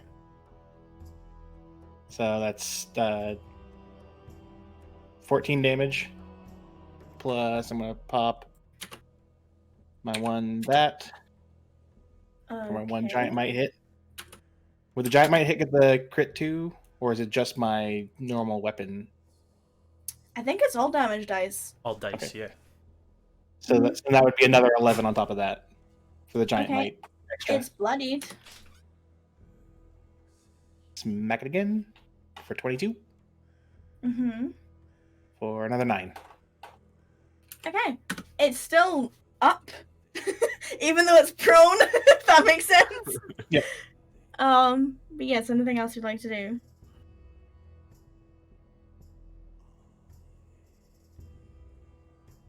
No. Okay. It's Sandy Bitch's turn. Yay. Oh, hi everyone. No, it goes there, sorry. I need saving throws, strength saving throws, please. Probably gonna make them, but it's going to try anyway. Rattan fails. No, I do not. No, I do not, because I'm gonna try to re-roll that shit. Okay. I do not want to get flung 20 feet in a random fucking direction. 21! Okay, you pass that time. Yeah, you both pass. For Nothing getting happens. heated, not good right now. Nothing happens. It looks like a grumpy puff of sand. It does a pouty face and crosses its arms. Rattan, you're inside the pouty sandman. fucking enough already, she says, looking up at it.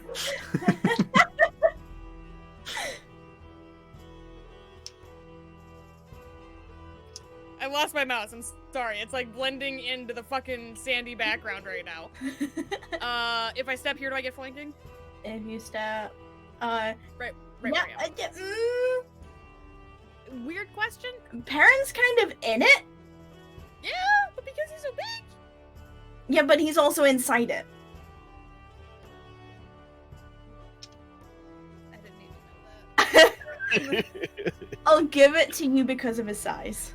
Okay. Fuck. 22. Yeah, Elefira. that's the weapon. The fire thing that comes with it. That you always yell at me about misnaming it. It has a command word. No, illuminating it has the command word. I mean, you could say it to make life easier. Yeah, I know, but so 12 fire damage, that's actually max. Sweet. Good job, Alefira. And then another one. My dog's really pissed off, I'm sorry. No, it's okay. You hit it. And then my fuck me. Fucking Christ. Second level Divine Smite. I really don't want to do that, but I have to do something to this fucking thing. So here's the weapon damage, which doesn't matter. I mean, it Here's- does matter right now. There. And it takes 17 radiant Okay, damage from the smite. How would you like it to explode in radiant energy and rain sand down upon people? Because it does. I want it to be like sparkly sand because it got killed with radiant. damage. Rattan creates a glitter bomb. Yes! Yes! And it's, again, all over Perrin. Rax's Perrin immediate reaction. all of the Yes! And it's extra sparkly because it's holy. Yeah, you essentially just created a glitter bomb. And then 5, 10, 15. Hi! What are you concentrating on still? Shield of Faith. Thank you. I had to remember what it was fucking called. I got excited. Not with flanking, but I don't think I get flanking with Cass, but it's 22. Cass is grappled, but yeah, it's a scorpion. 6 bludgeoning Sweet. damage, right up the butt. It does. It likes it less than the. Well, I mean, you got advantage anyway because of the prone. But either way, you fist a scorpion's asshole with your glaive. Anyway, the scorpion's gonna stand up because it can. And then it is going to it's gonna try and continue to crush Cass. Oh, I wouldn't do that. So 20 on the first one. Yes. And a 6 for the second one, because I rolled another 2. No. I'm so fucking done with rolling 2s. Okay, so you take, I need one of these. You take a pitiful 3 points of damage, and it's going to try and stab her down with its tail. I rolled a 1 for damage! These dice are going to jail because I just rolled a 4 and a fucking 8's not gonna hit Rattan. Poor Scorpion. It feels violated by the butt stab. Yeah, it sure fucking does. Rex. Bonus action, transfer, same hex. And then... Boop. No. Boop. No. Ow. You tried. It's hexed. It's covered in gross, like, smoky, purpley grossness. Rax is just gonna have a frustrated face as his turn on. He kicks the But there's sand. glitter. I was gonna make a comment about that, but no, he's gonna miss both of his attacks. I was gonna make it look cool and make, like, the glitter, and then I just fucking missed, and fuck that. More gonna be like, we got fireworks after we left? This is great! He still hates this place Peeper? because he just missed both. The thing got up, so Peepers is gonna move over to here. Give parent advantage, basically. Cool. Cass, you're grappled. I'm just gonna try and smack it. No. Anything else you'd like to do? Bonus action? No. Perrin? I'm gonna go ahead and try to smack it. Please try and smack it. You have advantage. Yep. Damn no. it. There we go. Yes. So 14 altogether with the giant might. How would you added. like to do this? I just want to hit it so hard, like in its back, just crack. So you watch him basically turn the scorpion into a lobster as he just brings the staff down on it and then just cracks his back open and splits it in half. And all of its inside just kind of like spurt with this gross, like deep brown colored blood that seeps onto the sand and creates this like thick pool where all of your tents and stuff are, by the way. So yeah. Perrin just splattered grossness all over a glitter-covered campsite.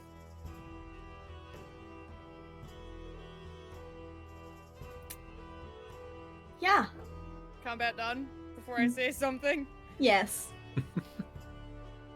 Rattan's gonna take in the campsite, look up at you. You know? At least glitter doesn't stain. From behind you, you hear, "You don't know that."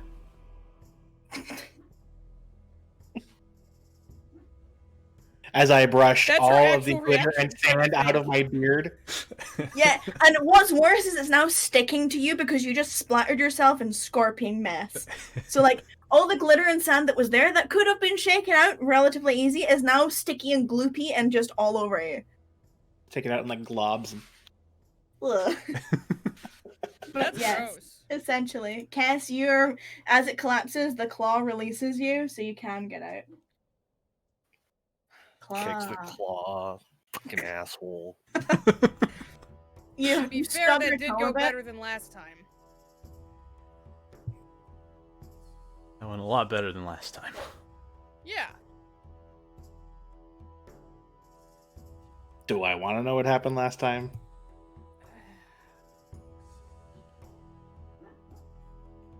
You know Osiris? Later, I guess.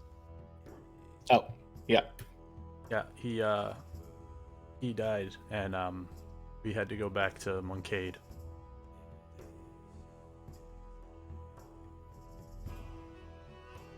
Rattan's just like towing the sand where she's standing. Mm-hmm. Rax is gonna give you an elbow, Rattan, and say, "Help me with this," and try and like pull the scorpion out of the middle of the camp. And he's gonna look over put at her you, glaive on her Perrin. back, and she's gonna try to help him yank the scorpion off of her camp. And Rax is gonna look over at Perrin and be like, "You can get that one yourself." You can either one of you roll an advantage strength, or you can each roll. Yeah, I knew that was coming. I assumed, but I have to ask. That's 17. I mean, like, That's between the two mine, of you, it's easy enough. Perrin, you're big enough in this current state for you to be able to yank the scorpions out of your camp. Cass is like pretending to help Perrin push it. Please roll a performance check. Please roll natural 20. Please roll. Oh! So close. Perrin, you're pulling this, and you're seeing Cass pushing this from the other side, and he's straining, and you're convinced that you're only able to move this because he's helping you. Cass is like behind it, giving like the with the shoulder and everything. Yeah, you've got Even like a like hold digging of his the tail. feet down. You get like a hold of the tail, and you're dragging, and Cass is like pushing the body. Yeah. So you're Amazing. 100% convinced that you're only able to move this as easily as you are because of Cass. Rattan like shakes her hair out to try to get some of the glittery sand out of her hair. It's not working, Yeah, but you're trying. yeah. Not only does sand get everywhere, glitter gets everywhere, and glitter gets stuck. I know. I guess it would. You just created a giant No, I'm glitter trying bomb to in think your if own it would face. have accidentally turned it into glass. Not like that. She kind of motions at everybody else. You guys can go to sleep. I'll take the first watch because I think this is gonna last for at least a little bit longer. She kind of points at herself, and she has like wisps of like almost like radiant flame and what looks like maybe like smoke coming off of her from her shield of faith. I'll take second watch, so wake me up when. I'll take after that.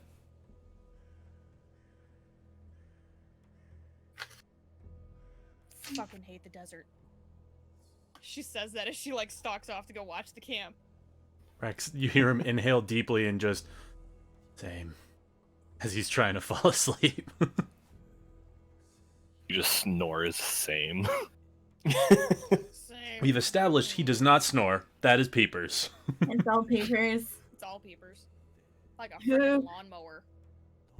Evidently stays up to watch with everyone. Peepers does? Yes, Peepers does. Oh. Cool. Oh yeah, she doesn't have a comfy bed to steal.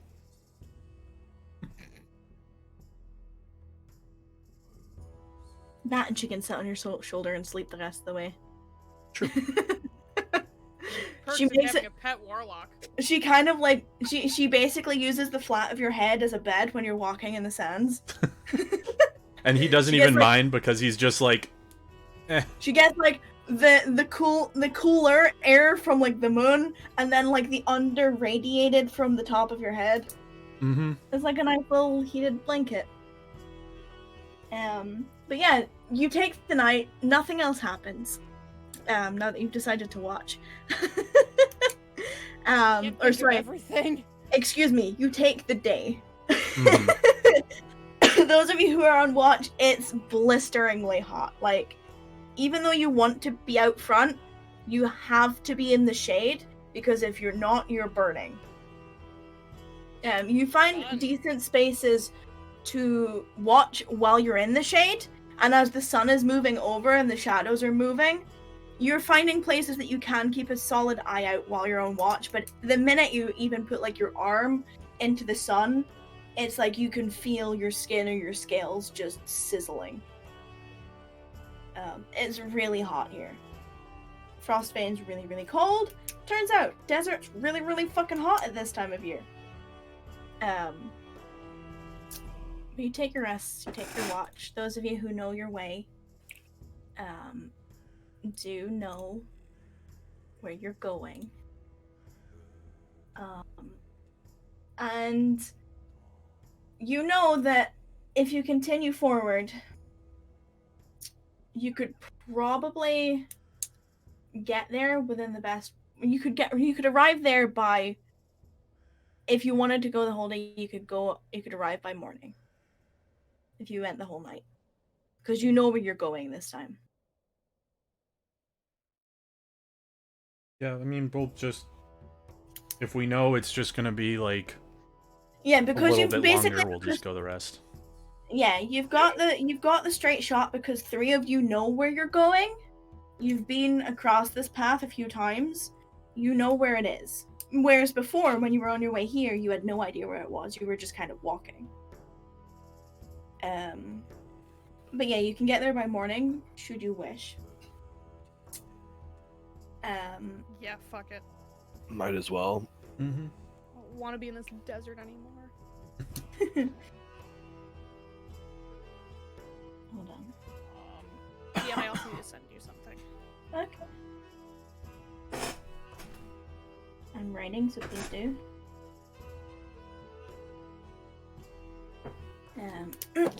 But yeah, as you continue forward, the silver moonbeams are being blotted out occasionally by thick clouds that are passing overhead. There are only clouds at nighttime. During the day, the skies are beautiful, crystal clear blue with a big, heavy ball of flames above you. So it's definitely much, much cooler during the night. It's easier to breathe, but you're still dealing with sand everywhere, and it's still, like, at night, before it was cold, in this time of the season, it's still warm enough to... Essentially, it would be like shorts and t-shirt weather. Perrin, you've heard this name, Mooncade, over and over and over and over and over again, and you've been traveling for a week now, and you're starting to believe that there's actually nothing here, and they're just taking you on a desert trip because fuck you, and they're putting you through your, this is like a rite of passage test, and like you're being made to prove yourself. You're believing like, yeah, we're going on this desert trip today. You're not even sure what direction you're traveling anymore because you're unfamiliar with these, and there's absolutely fuck all over landmarks. And you're not really sure what to expect out in the middle of a desert, especially since you've been going for a week with no landmarks. And as you sort of crest over the next sort of like low rise, you see a strange gathering of grey clouds, and as you continue up here, you can see that they're gathered around and obscuring the peak of a mountain that just kind of looks like it's just a single lone mountain randomly dropped in the middle of the desert. For those of you who've been here before, you know exactly what this is. And you continue on at the pace you're going, and you make it there by the first sort of morning. And you're pulling everything that you have left in you, and even with Kess providing food and water for you, it's still been a very long, very hot journey. And you find yourself reaching these beautiful sandstone gates at the base of the mountain, and Perrin, you look up, and you see a word written. You have no idea what the fuck it says, but it's in big whatever symbols these are. Cass, you know what this word says. Yeah. You know exactly what this word says. No one else can read it. Rattan sees the gate and goes, "Oh, god damn it. I think we should have... We're in the wrong fucking place.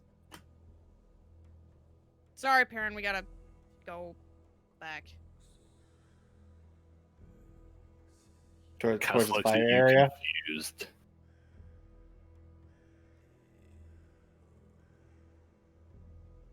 What? And then it clicks. He doesn't say anything. What did Perrin say? I said back towards like the fire path. No, we went too far fucking east. We did this last time.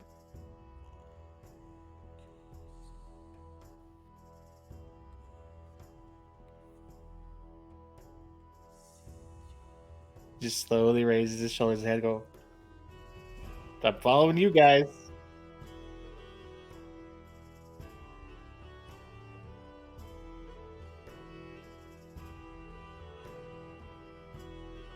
Okay, the joke's not funny anymore. Welcome to Mudcade! And she starts walking toward the gate.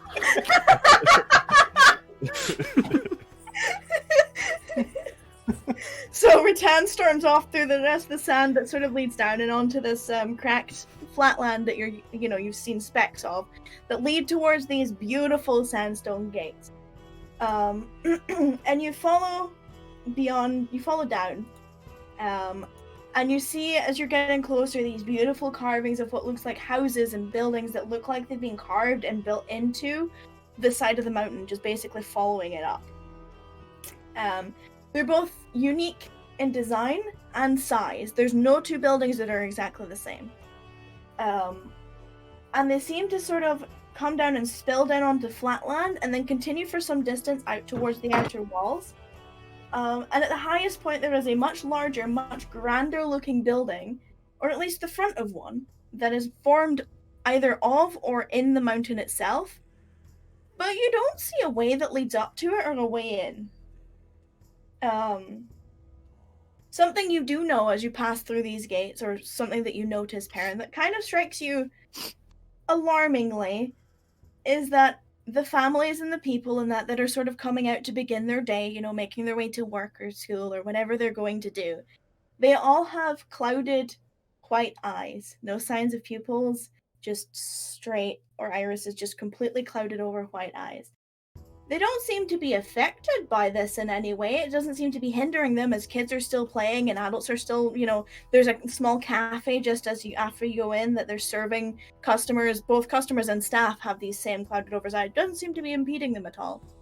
And children playing in the streets, adults having conversations. Most of them, after you sort of get about 5-10 minutes in, most of them have started turning, and a couple of them are looking at, taking in these newcomers. And there are a few that give smiles towards the party. Where are you guys going? Rax is leading the way directly to ignorance is bliss. Kind of figured. Rattan sees the way that he's heading, he just goes, oh, here we go. So, Perrin, Rex picks up into almost like a kind of like a very spring step, halfway between jogging and walking, and seems very intent on where he's going. Everyone else is following him. Follow along. Oh, you're in for a treat, Perrin. Let's take a break here. Because I need to Because this pee. is gonna be a trip. And also, this is the midway point, so let's take a timing. 5. Yeah, Cool. let's take a 5 and let's reconvene Great. outside ignorance is bliss. I am happy to take a 5.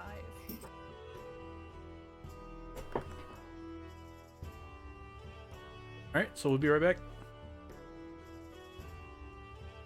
Yay.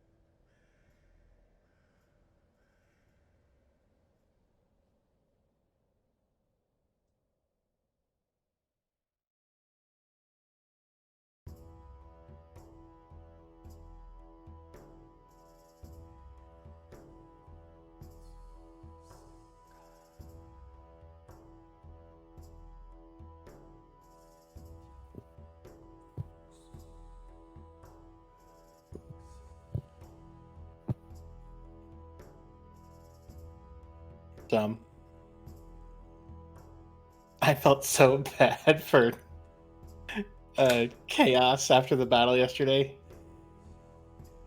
Since I didn't realize that he had gained a second attack after hitting level 5. The whole thing about his gloves, at the last time I told him, like, I'm not telling you any more about these. You need to remember, you have these gloves, you can do extra damage. Oh yeah, I was thinking of it like while he was punching things. I was like, oh, he's finally using bonus action to punch things. And then it was like, I feel like these should be doing more. Why do I feel like these should be doing more? And I thought of it after we were done, and I was like, oh, that's why. They don't do much more. It only adds, it's an automatic +2 of either fire or ice, whichever he chooses. Yeah, but a +2 to a hit Yeah. every time, especially That's an on extra things little like chip that. damage, yeah. Exactly. Well, But yeah, it actually, would have just been a 1 against those guys, but I mean, it's still Yeah. 1 extra damage every time.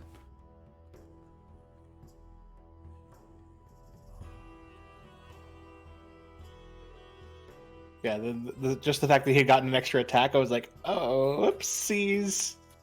Again, that's on him. I mean, I did the same exact thing, so I can't really say anything about it. Yeah. Because like a few times, like between things, I was like, "Oh, they hit me. Oh, I need to remember to do that." And then they hit me again, and I'm just like, "Yeah, I take it." Did the thing I sent you earlier work some? I think so. I mean, I used it, and it said, "Thank you." I was like, "Cool." Awesome. Good. I meant to ask you, but I forgot.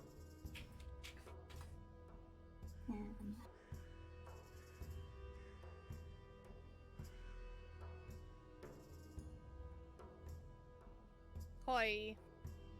Hello. Yo! Ow. Oh, my head. I was messing with my headphones and I turned them too loud. Ooh, that sounds like a you problem. Yeah, it is. Sorry. No, I got it. My headphones are weird. Mine are like the They're better lowest than- setting on the switch between game and voice. Yeah. Because the second that I get it off of that, the game is always just like, blah, and I'm like, I have mine set to 40 out of 100, and games are still like, "Wah." Mines are new. oh yeah, how is it? Yeah, I ended up getting new ones of my old ones, and they've actually updated them since the last time I bought. Oh, So so you're not that was using good. these anymore. No, I actually emailed Corsair, and I'm still waiting to hear back because I'm trying to send them back. You didn't like them? No. But thank you for your recommendation. Yeah, I mean, hey, what works for me might not work for you. They're being really slow on getting back to me though, and they're not reading the emails I'm sending them, so I doubt I'm going to be able to get it within the 30 days, but I will fight them. I will Yeah. fight them. I would. Oh, 100% I intend it. I will go to war. Hurrah! Just print everything out so you can say, like, no, I did send you an email within the 30 days. You didn't respond to me. That's not my fault. Well, the thing is, they never sent me a confirmation email. So I don't have a reference number. And they're asking Oh, for a that's weird. reference number. Yeah, well, here's the thing. I got the PayPal email saying that it's from them. I got the text messages from the delivery company, which I don't have anymore because they got delivered, saying that they were coming, but I didn't get a confirmation from them. And they're like, hey, so because their return policy needs your reference number and stuff. And it's like, well, I don't have an email from you. What can I do? And they're like, hey, send us your reference number. And I'm like, I'm telling you, I don't have a reference number. Help me. Mm-hmm. Oh, is that the thing that you were talking about the other day? Yes. Mm. I'm so I'm like, do you read my emails? No. Alright, so these are probably the best thing ever. I They didn't see are that. dried strawberries that are injected with apple juice, Hmm. and they are so good. I thought you were gonna say they're dried strawberries Interesting. coated in yogurt. I mean, those are also good. We have peanuts that have that over here. You get them in like the health shops, and they're fucking dope. Anyway, see, I did it. I did it too. Cause I guess I have to now. You don't have to. I was just being silly. Just to verify, after that battle, did we get a long rest? You would have had a long rest. I want to make sure before I reset everything. You did have a long rest. You've just been traveling all the way through the night and you've arrived here in the morning, so by lunchtime you will get a point of exhaustion. I think we're gonna have breakfast and pass the out. You're assuming we're getting breakfast. There's a lot of assumptions being made right now. I'm not saying we get it from them. We can buy our own breakfast. Oh, yeah. Oh, that's off now. AC is not a 20 anymore. I also still have the spell slots for Goodberry and Create and Destroy Water used up, so Perfect. Because you need to wait for another long rest till you get that. yeah. Oh, righty. Let me just get. So we probably actually already ate before we got there. I mean, you've had a good berry. Yeah, when we woke Yeah, up but- and before we started walking through the night. Yeah, but they last for a full day. Yeah, but we're Okay. getting to the end of our day. Well, I mean, it's still within the 24 hours. Oh, I'm so fucking confused. Because you traveled. Can so we not continuously fuck up our sleep schedules? We did this last time and it fucked up something that was really complicated for me. So You start traveling as basically as the sun goes down. So you're basically doing till morning is like the whole time of night. So Yeah. it's still within the 24 hours of the Goodberry running out, which would be Yeah. when night comes again. I mean, so I guess it sustains us. Yes. But You there's, can't- There's no saying that we couldn't. Right. You will Yeah. not get any starvation, Yeah. but you can go and eat something better. Thank you. It's better than rations, but not as good Oh as food. no, I agree.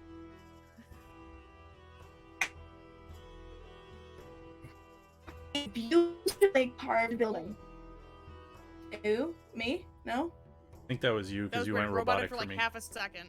Yeah, hold on. Oh, this again? No, Rawr. it's fine now. Yeah, we're It just Rawr, Yeah, did good like now. something about a beautifully carved building, and it went. Beautifully carved building.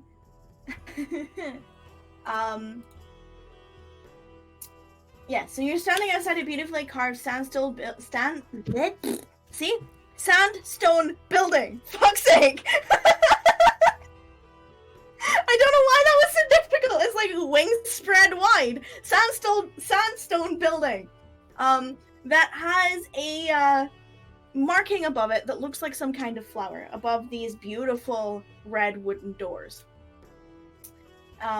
You can see that there is, lights inside. There sounds like there's some kind of bustle of happy individuals inside. It seems like there's it's lively inside. There's a sound of laughter, singing, dancing, general bustle behind these grand doors. The building itself does stick out like a sore thumb compared to the other ones around it. Because of its just beautiful shape and design. The rest of them are like basic stone block buildings, all different shapes and sizes, but they've got the same, 4 walls and a roof. This one is carved to be pretty. You can see that this one does actually, from where you are, this one descends back into the mountainside. It goes further back, so the end walls, you can't see the back of it, you can walk around it. But yeah, there is some kind of flower depicted above it. If you want to try and check what flower it is, you can roll a nature check. If you don't care, the doors are in front of you. You have no idea. I know. Yeah, no. It's a flower. It's pretty. You give them to people to make them feel better, or when you love someone. Or you get specific bouquets of them that actually say "I hate you" because flower's a language. Or you've made a mistake. Yeah.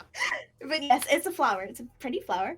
But yeah, there are beautiful, obnoxiously large, deep red, double wooden doors in front of you. I'm Rex is assuming you going. all have Perrin at the front. Rex is going Oh. in. I mean, he's gonna start to walk up to it, look back at Perrin, and then take Perrin and push him in front. Rattan will help position him in front. She sees what Rax is doing. She's like, yes. Oh boy. So you're pushed to the front.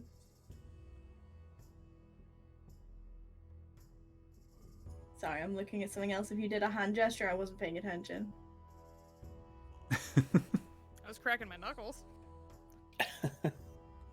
Rex Would you like- extends one arm in front of him and says, "Let's go." After you. I guess I'll open the door. Okay. Let Rattan So and you- Rax work together. You reach for the circular handle, made of very fine gold, and you push these doors open, and you are instantly hit with the overpowering stench of jasmine incense. As you open up and your eyes adjust to see before you what looks like a room covered in different shades of pink drapes and pillows and cushions. There are multiple booths that are separated by curtains over the outer walls, and on the far wall opposite the door, beyond a sea of pillows and beanbags, and a mix of men and women with very little clothing on, you see a bar. And behind that bar, you see a very beautiful human woman dressed in a purple dress that doesn't leave much to the imagination. She has blonde hair that's tied up neatly, and tucked behind her ear you see a blooming red flower that's similar to the one on the outside design. And I will show you who you are looking at when I find them. Please hold. Yeah. Did she pop up? Yep. No? Not yet. Not for me. I got it. Yeah! There we go. Work. Yep. I clicked it like Just 6 do it times. like 15 more times. Yeah, I went, but yeah, that's who you see. And she's just, she has this flower tucked behind her ear. The room is dimly lit by sconces that are dotted all around the hall, and they hold flickering pink flames that dance gently as the breeze comes in when the door is open. There's a haze of smoke from the incense that hangs on the roof. And as you look to your right immediately as you're sort of standing in the doorway, you see a set of stairs that lead up. And they have a drape of a deep red carpet with golden edges that run all the way up them. A shirtless, muscular, brown-haired human male is standing leaning against the bottom post railing of the stairs, with his thumbs tucked into the lining of his bottoms, and is very, like, he's tucking them down so deliberately the desirable V is very visible to you. I will show you who you're looking at. Yeah. Very handsome. Would you like to walk in to this place? Give a slight side look to them. And Rattan just looks at you and waggles her eyebrows at you, nods inside. Rex is still behind you, and he pushes you a little bit. I'll walk in. Okay, are you going up to the bar? Or are you stopping in the sea of men and women that are in the middle of the room? It's like a dipped lower section, so like it's kind of like there's a step down into it and they're all just lounging on beanbags, drinking wine and various other beverages. Yeah, I'll walk towards the bar. Okay, so you walk around on these beautiful wooden flooring, and your heavy feet fell because you're in armor are like thump, thump, thump, thump across the bottom. There is like the light sound of music. You have no idea where it's coming from, but there's a very sort of like, I don't want to say raunchy, but it's definitely to put you in the mood. It's not quite like full on like, let's get it on kind of music, Oh, but it's I was gonna do it too. I was getting ready to do it. I saw you unmute your mic. And lick the lips. Yeah. It's not quite that raunchy, but it's definitely like that sensual theme. And you walk It's up. Barry Manilow. You walk up to the bar, and this beautiful barmaid smiles at you.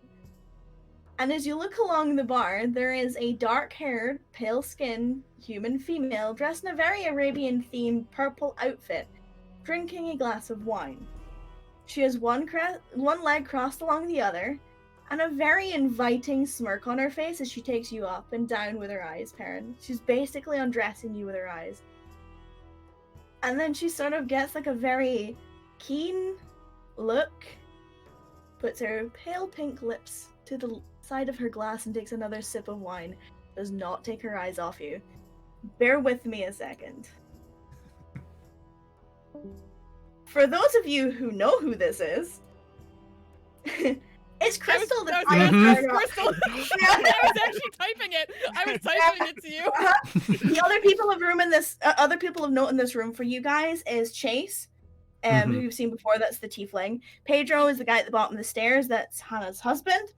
The gray-haired male that you never spoke to last time you were here, and a red-headed female who you also didn't speak to last time you were here, but you definitely saw them while you were both here. Okay. Hi, welcome back. So yeah, this woman is very intently undressing you with her eyes while she's drinking wine, and you sort of like, your attention's pulled that way before the barmaid speaks up, and it's like, welcome back to our perfect little pocket of the world. I see you brought a new friend this time, and then she addresses you, Perrin. I'm Hannah, and you, sir, are standing in a place where literally ignorance is bliss. Now tell me, what is it you truly desire? And she's like leaning on the bar, like looking down at you. Just going where these guys are going. I never asked you that. What is it you desire?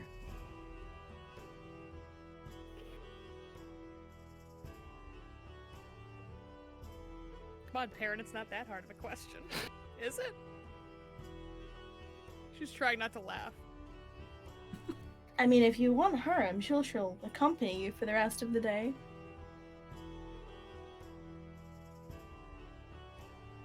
Actually, show you who you're looking at.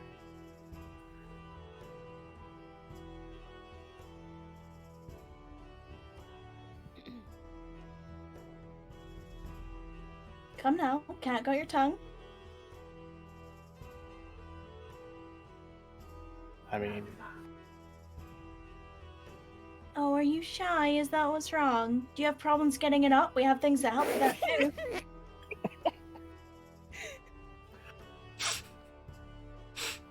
Take a slow turn and look back at the group.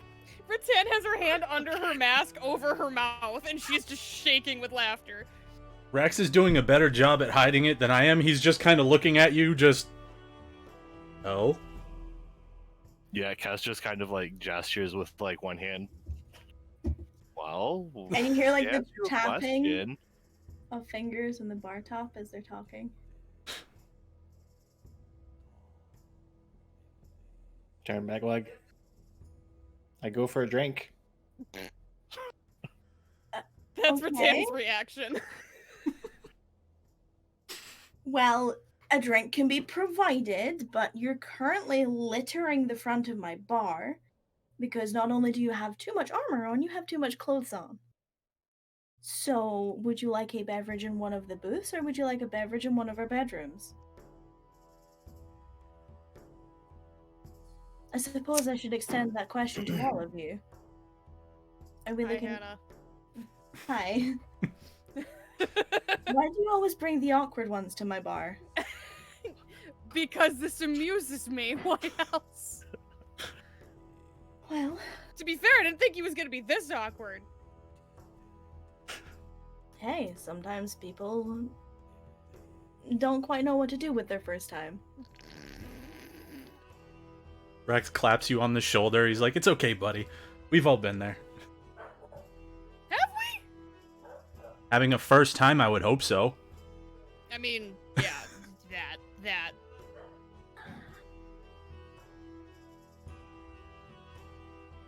So, Rex will look up at Hannah and he'll say, can I get a bottle of wine? Not the expensive, like just a regular one. Not last time. and And I'm gonna head over to a booth. I can't help but notice a certain individual isn't with you. Is this still Hannah? Yes, Okay. this is Hannah to Rex. Two individuals not with us. One I've is addressed out the awkward one. talking about him. Yeah, he went home. The important one? She's off doing a mission with our friend Olivia. Is this Olivia trustworthy? Yeah, definitely. Can you say that a little bit more convincingly? Yes, definitely. Thank you. Sorry, she didn't laugh. To be honest, it's probably a good thing Osiris went home. Oh? Don't get me wrong, he's a nice guy, but can you imagine the trouble he would have gotten into by now? I mean, trouble chases those no matter where they're going. Tell me about it. But here we make dreams happen, so, again, I ask. And she looks down at Perrin, what is it you truly desire?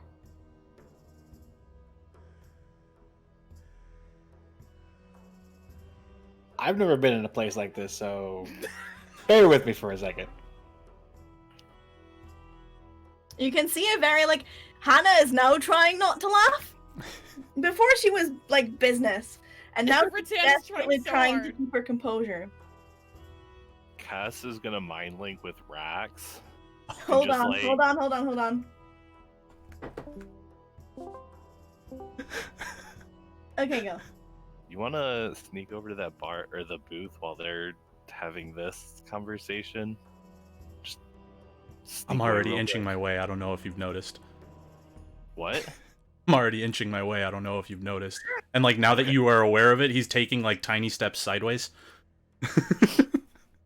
So Cass is just gonna slowly step back towards the closest booth so we can still see what's going on. Uh-huh. Okay, I mean, that's easy enough. I'm gonna check and see if Rattan or Perrin notice it. But yes. I need Rattan and Perrin to roll me perception checks. Okay. And, those who... I need, Fuck! stealth checks. Please. My fucking passive is better than that roll. Okay, I was Okay. going to do something, but it's not worth it. I mean, it might be. It's totally worth it. Don't lie to yourself. What are we doing? Are you using it or not? I'm using it. Okay. A 24 and a 29. Neither of you notice. What happened? You are such a fucking asshole! Rex and Cass, you do what you set out to achieve, and a bottle of wine with 2 glasses is brought over to you. The fuck did you two do? Perrin.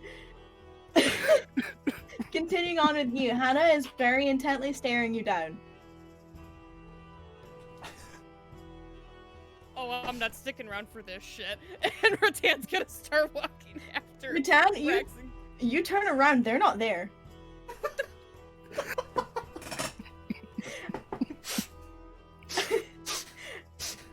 And you take a minute and you look around the room and just this sea of people, and then you see a dragonborn and Cass sitting in the booth. I need to Shakes get her some head and disguise starts- self spells. But yeah, so you turn around, you see them in a booth, not far away, mind you. Yeah. But they're, Yeah. you turn, it's like when you turn around and you're talking to someone and you look over your shoulder and they're not there they're not anymore. there. Yeah, that kind of thing. Okay. But she to be starts fair- having- You're all encapsulated in this pass without a trace, just for a note. Yeah. But she Um, just pats Perrin on the shoulder and goes, yeah, I'm not sticking around for this shit. And starts heading over to the booth. Okay, so, So it's only each creature I choose. That is true. okay, So it would just have been me and Rax. okay, fair. But you make your way over. If you'd like to try and listen in, you're more than welcome to. Oh, absolutely. That was the point will in need- picking a close spot. I will You need know perception what? checks. Yeah. I will need perception checks for trying Fuck! to listen into what's going on. Cass knows. Rax has no idea. Please. Fuck! I mean, they're not being quiet, but the environment's loud, so you're going to get bits Yeah. and pieces. So I will Yeah. tell you what happens afterwards. God damn it. Whether she listens in and actually tells me or not is a question. It's a completely different situation. Yep. Oh, man. So he was like So I'm gonna try and sneak away and go over to a booth. And I was like, now that you're aware of it, because Rax is about to say it, he has been slowly inching his way away the whole time. Because, like, as soon as he said his thing and he clapped Perrin on the shoulder, he took his hand off and he was boop, boop, boop, boop, boop. Yeah, this kind of like... A slight shuffle away, yep.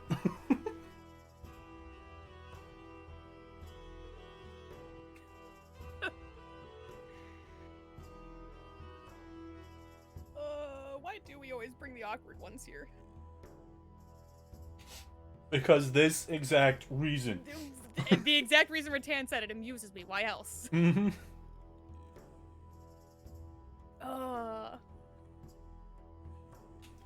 Rax is too frustrated that you recognized him immediately. He's like, fuck, I gotta disguise myself somehow.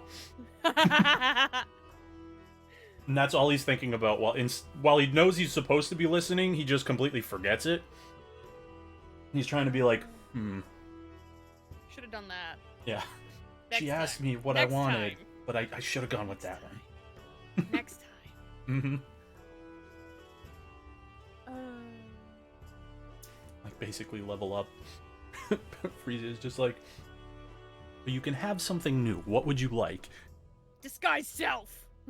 I want to explode away from places. And that's how he got Thunderstep. I've had Thunder Smite. I just haven't ever used it. I could have gotten Thunderstep a while ago, but I didn't. I was reading through the player's handbook spells. I wasn't reading through the other ones. Oops. And now I have all the other well, most of the other books. I prep the same fucking spells every goddamn day because low-level paladin spells are Yeah.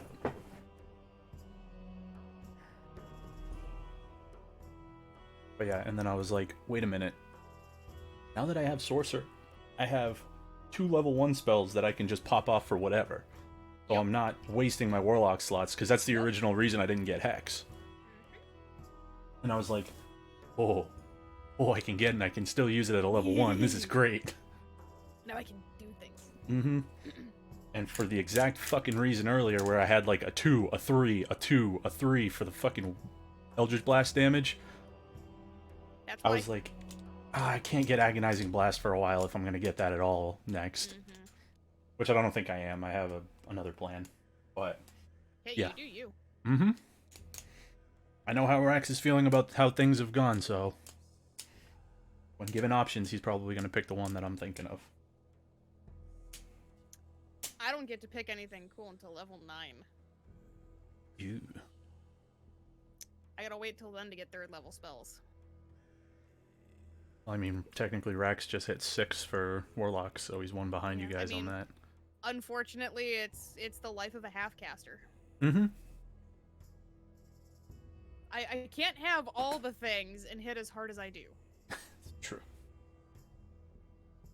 Cleric, it's like, I do like okay damage, so give me the whole spell book. Paladin, it's like, no, you already hit like a freight train. You stop it. It's the kid who like already has like gummy bears and animal crackers, but also wants Jolly Ranchers, and it's like, no.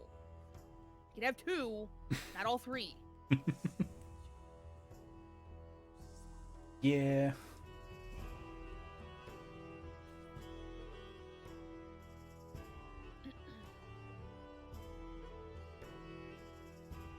Oh, god damn it, I just remembered something. What? I hate being here. I just remembered bridal style.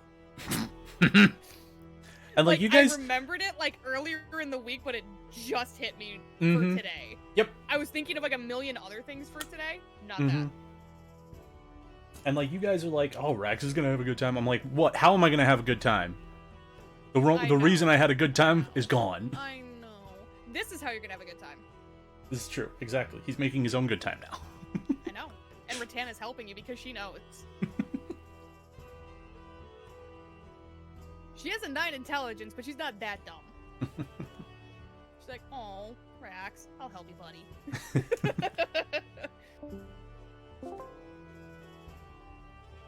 Oh. Okay. Hi. Hello. Hi. It's a hell of a way to say hello. 18. Nope. No? Nope.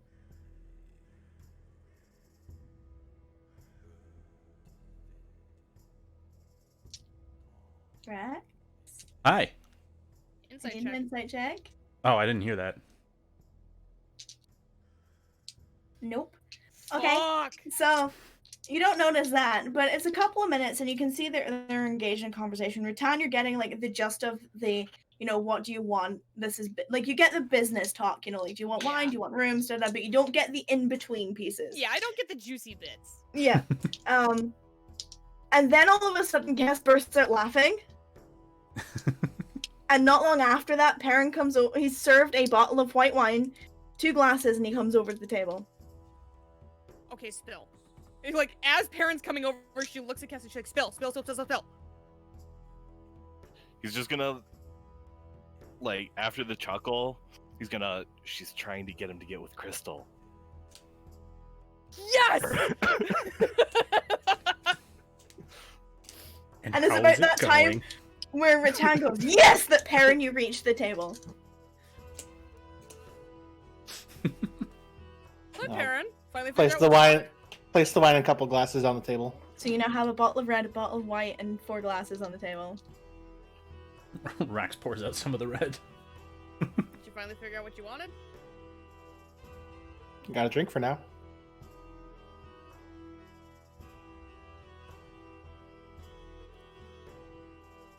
Okay. Slides a glass over in the direction of the red bottle. Rax fills you up. Rax is pouring.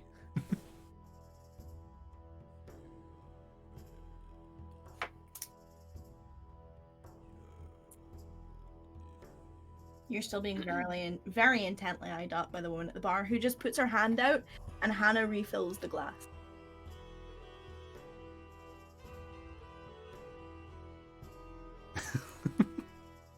You okay, Perrin?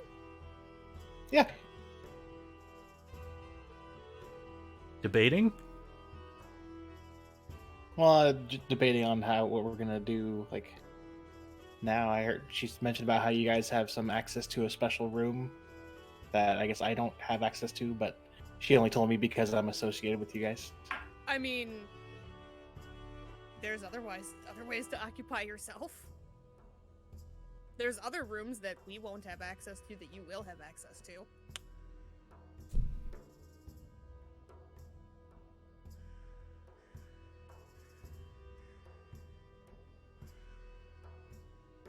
You got a little bit of time. You can make a decision. Rex is gonna start drinking. Yep, Rattan starts drinking too. And then he's gonna look over at Rattan and Cass and be like,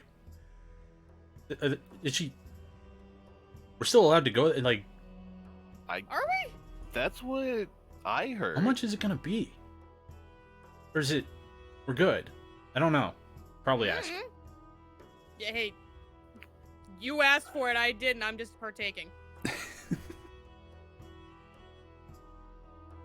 Yeah, from what I heard, she said we still have.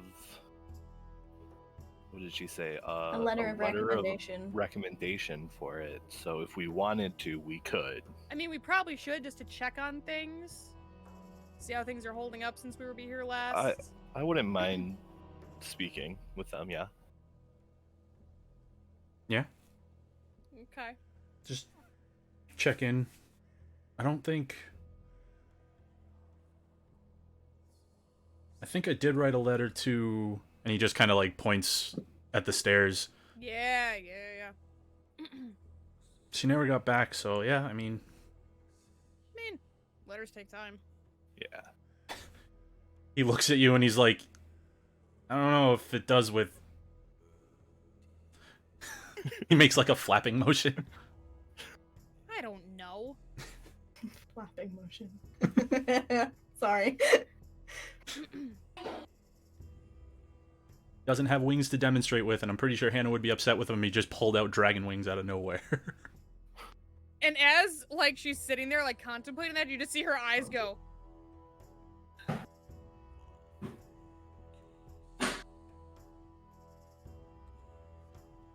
Takes a big sip of wine. You okay? Okay. So Rax is gonna get up and he's gonna go over to Hannah. And as you're walking over, you can see that she's been intently watching the entire conversation, rolling her flower between her fingers the entire time. Damn it, this woman. Of course she has.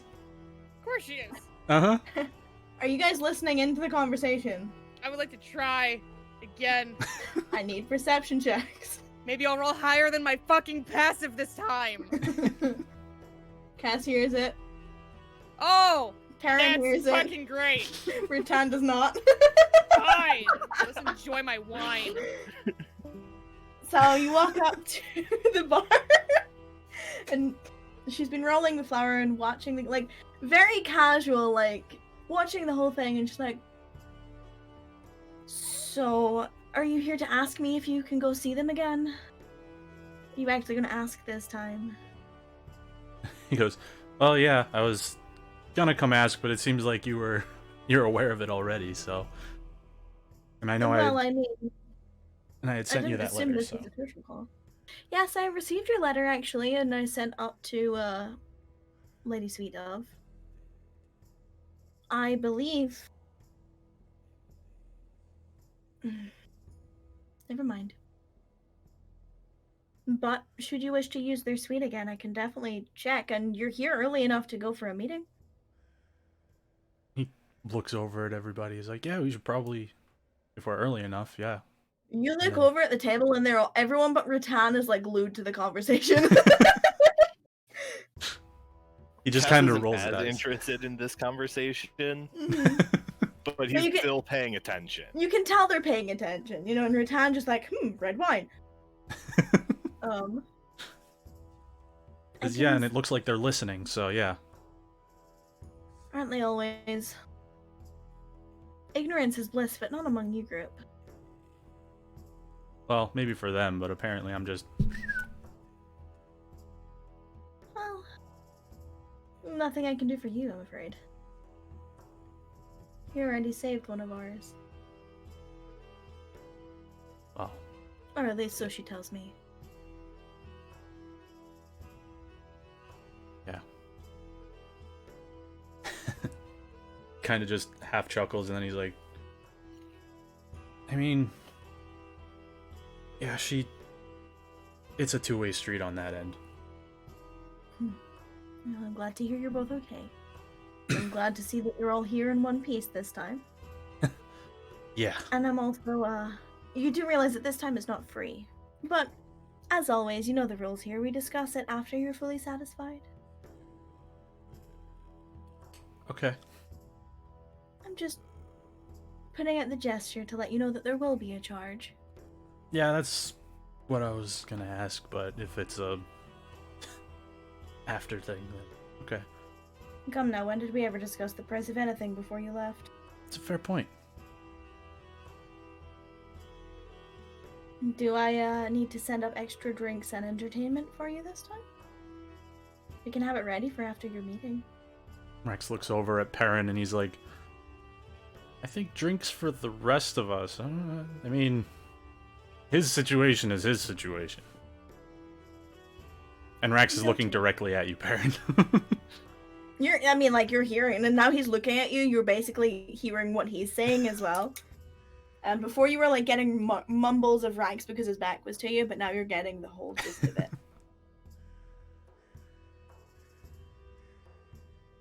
Well, I'll have Chase bring you over when you're ready. He'll lead you upstairs to the suite. Yeah, And then once you're situated, I'll get the key and allow you upstairs. perfect. We might as well head up now then, just so we're not making them wait. And after a brief moment of conversation... Hi. After a brief moment of conversation, you see Hannah put the flower back behind her ear and click her fingers, and the tiefling you know as Chase walks up to the Shit. bar. No. And I hate Rex, and those, I mean, you're paying attention now, so you can see, and she's speaking loud enough. You remember Chase, right? Correct, Rex? Yep. Well, he's going to escort you as needed, and I'll be up shortly. I'll bring the key, prepare yourselves, make yourselves slightly more presentable. Take Glitterbeard and maybe put his face in the tub.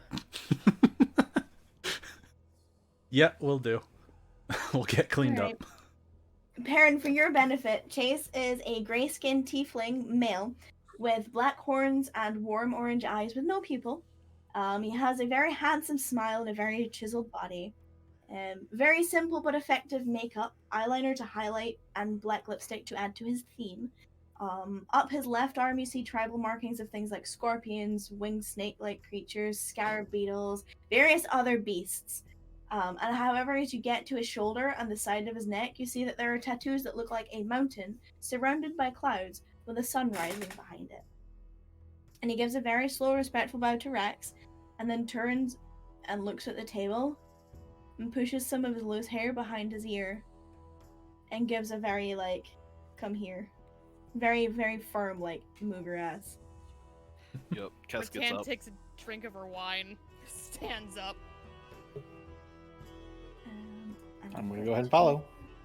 Stay with me, because I can show you him. Rex is gonna take a couple steps and grab his own glass. Chase, a good-looking boy. He truly is. Handsome man.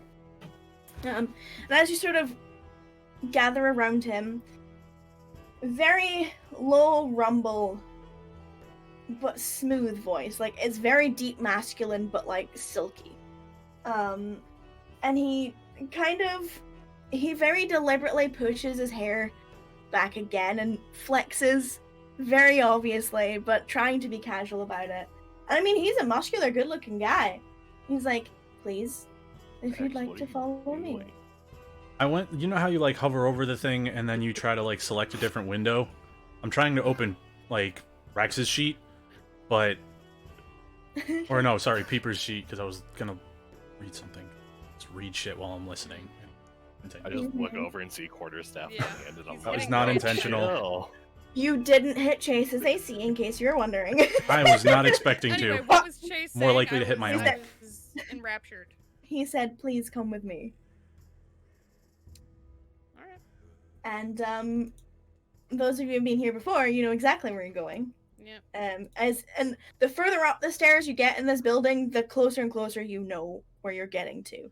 And you're let inside, and it's a very small door considering the size of the room behind it. But a very beautiful door nonetheless. And you're led to the very, very top floor outside this door that opens into a beautiful Arabian, kind of like an Arabian terrace bedroom. So there's no sort of like doors blocking the outside. All the balconies are blocked by these thick curtains. And there's a huge circular bed right in the center of this room. And it's covered in comfortable looking pillows and beautiful silk drapes that are hanging from the canopy that like ceiling. And at the far end of the room there seems to be some kind of bubbling, warm looking bath with a gentle scent of rose that's filling the air. And Chase then gives a very firm, like, head, you know, like as if to say, get out, to a group of women that are lounging and giggling on this circular bed. Drinking, one of them has a glass with a dark colored liquid in it, and the rest of them have wine glasses. And they all sort of giggle and scurry out, and they all give him the one up and down look as they walk past. The polite gander. Yeah, they're colleagues, but that doesn't mean they don't have to look. And they shuffle out and head downstairs, and Chase leads you into the room, closes the door behind himself, and please make yourself comfortable. Mistress will be with you shortly, as arranged. Should you need anything, there's the pull rope by the door. It will alert one of us, and we will come and satisfy your needs. Is there anything else I can do for you before I take my leave? No, thank you. Thank you, Chase. He gives a very polite bow, opens the door, closes it, and leaves.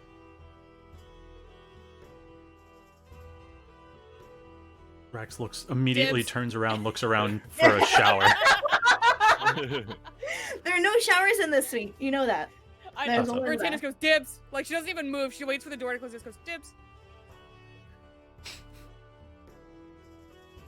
What would you like to do? You have some time before Hannah comes upstairs.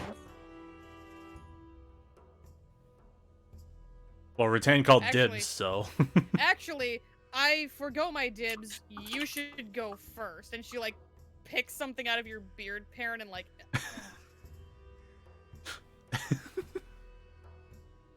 Yeah, probably. Rex is like, well, if he's going, I'm going then, because I'm not. Fine, you three can all go and have a wonderful bath together. I'm gonna wait, thanks. Cass Okay. just kind of shrugs and like starts heading over and taking his armor off. Oh, this room brings back memories.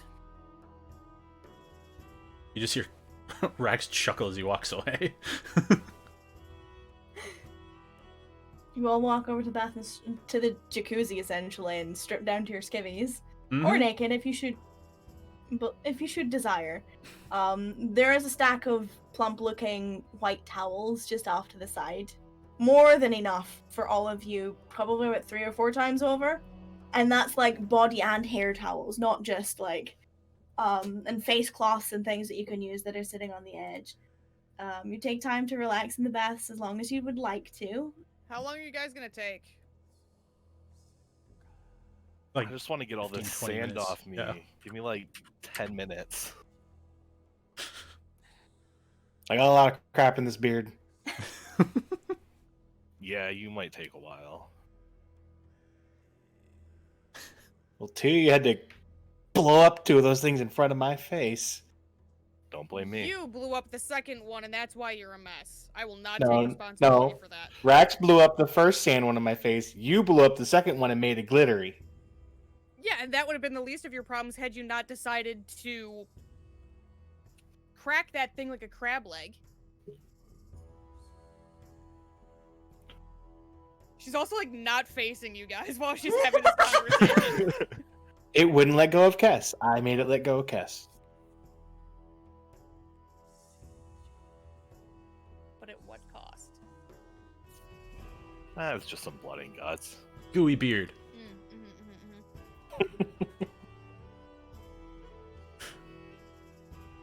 Okay, I don't it know. doesn't take too long because I would like to also. Rex will look right at you, Perrin, and be like, I'm gonna be honest, that looked pretty cool when you split it, though. I was far enough I away, I didn't have to worry appreciated about it, it. so.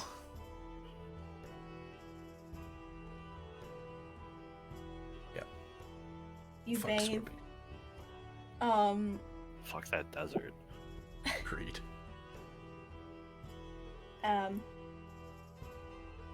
The men you bathe, and as you're taking a step out and you wrap the towel around your waist, the door handle twists and in walks God. Hannah. Damn it! And it took like 20 minutes! I said 10 said for 10! me. I Karen said said 10. 20. I didn't say 20, I just said it might take me a little bit extra. Rax said 15 or 20. Kess said 10. So Kess probably would have gotten out early and would have been dressed by now. Fair. In the least sandy clothes that he could pull out of his bag. I mean, your bag's been in sand for a week.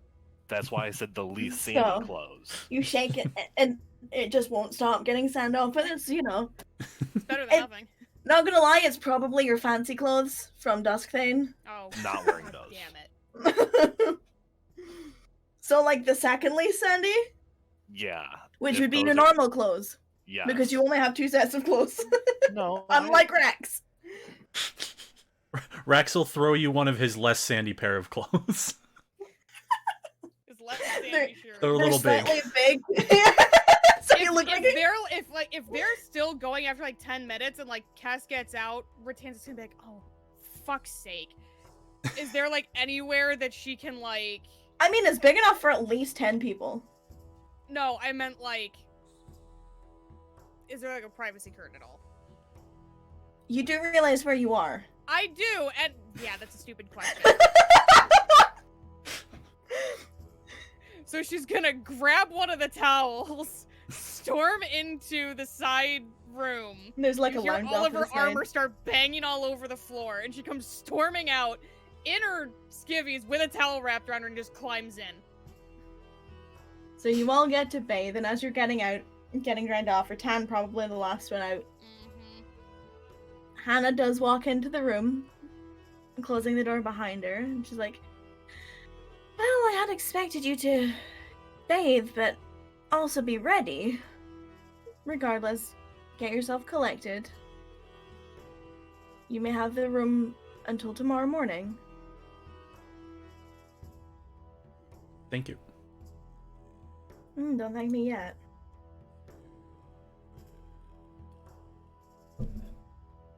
And, she walks towards the back of the room and just waits. Doesn't take Rax long to just put clothes on and head over there. Yeah, Yeah, Ratan's Cass just would pulling already on like be her there. casual clothes, and she like really quick like braids her wet hair. Mm-hmm. And you get all situated, and she... You'll know what she's gonna do, Perrin. You watch as she basically puts her hand into her cleavage and produces a small key. Which she then puts in the lock of a door you didn't know was there. That she basically pulls back one of the thick drapes on the wall. You see a door and she puts a key into it. And you hadn't noticed it before. It was literally like big heavy drapes all around this room. You wouldn't even think to move them. She pushes open the door into the spiral staircase that leads up, that is lined with a green carpet, and gestures into the hallway. Cass was there first, so I guess I'll take the lead. Right in behind. Following. Perrin, as you're walking past, she gives you a very almost too innocent smile. She doesn't say anything, she just very sweetly smiles at you. As we're walking up the stairs, Ratan's just gonna kind of turn over her shoulder. So how have you been since we've been here last? Is that at Hannah? Yep. How have I been? Mhm. In what How's regard? everyone been? Shouldn't this be casual discussion for after you've met with the important people in the building? Well, we're, you know, You like do really... walking and talking. She's not coming with you. Oh, okay. She's my holding bad. the I thought door she was. open. No. I thought she was. My bad. She's never mind. holding the door open and making you go. My bad. She's never once come up these stairs with you. She just goes, right. Good point. I can wait. I have to wait to lock the door. If you wish to discuss anything with me when you come back downstairs, we may discuss freely in this suite, unlike at my bar. Noted.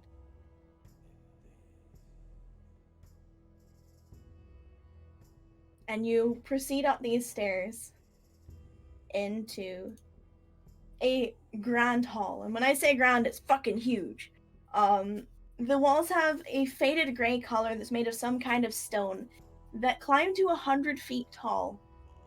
The roof itself is shaped like a dome, with beautiful depictions of woodlands and woodland creatures painted on it. The floor itself is made of this beautiful jade marble, and right up the center of the room from the top of the stairs runs a very well-kept, well-made, long, beautiful red carpet. And your eyes follow this red carpet right to the foot of a rather large throne. And on the throne, looking very tiny, is a figure in a black hooded robe. And the hood is currently pulled up, so you can't make out the features of this individual. On either side of this bigger throne are two smaller throne-like chairs. On your left is a young-looking, tan-skinned elven male with dreadlocked hair who's slouching, sitting sideways with his back on one arm and his feet hooked over the other arm towards the main throne. And he's just flicking a platinum coin and catching it repeatedly, not even looking at any of you. And on the other side, you see a... Hold on. Yes. You see another individual who is a pale-skinned female covered in tribal design tattoos tiefling. Sitting sort of prim and proper, almost a complete opposite personality from the other guy. Legs crossed right over left, significantly more intimidating than anyone else sitting here. And behind the main throne, there looks like there's some kind of large tree. Because all you can really see is just this spray of branches that basically encapsulates the backdrop. And the morning sun is sort of pulling in through from behind them. There's no sort of wind, like there's no actual like glass or doors. It's just big open archways behind these chairs. And they don't really react to you climbing to the top of the stairs. Should you wish to progress further into the living room, you're more than welcome to. Castle, keep going forward. Yep. How well- close are you getting? About 10 feet from the start of the About as close as we got steps last time. up to the throne. Yeah. Yeah. Yeah, about 10 Yeah, feet. like 10 feet away. Perrin? I'm just following their lead. I might actually stop a little bit behind them since. Okay, so you stop a little bit behind them. And as you're approaching, there's a very warm, very cheery, but obviously kind of smug masculine voice that comes, and you almost immediately know it's from the dreadlock male. And he doesn't even look at you, he's still flicking the coin. He's like, "Good morning, and how wonderful it is to see our heroes returning to us all in one piece this time, may I add. What a bonus."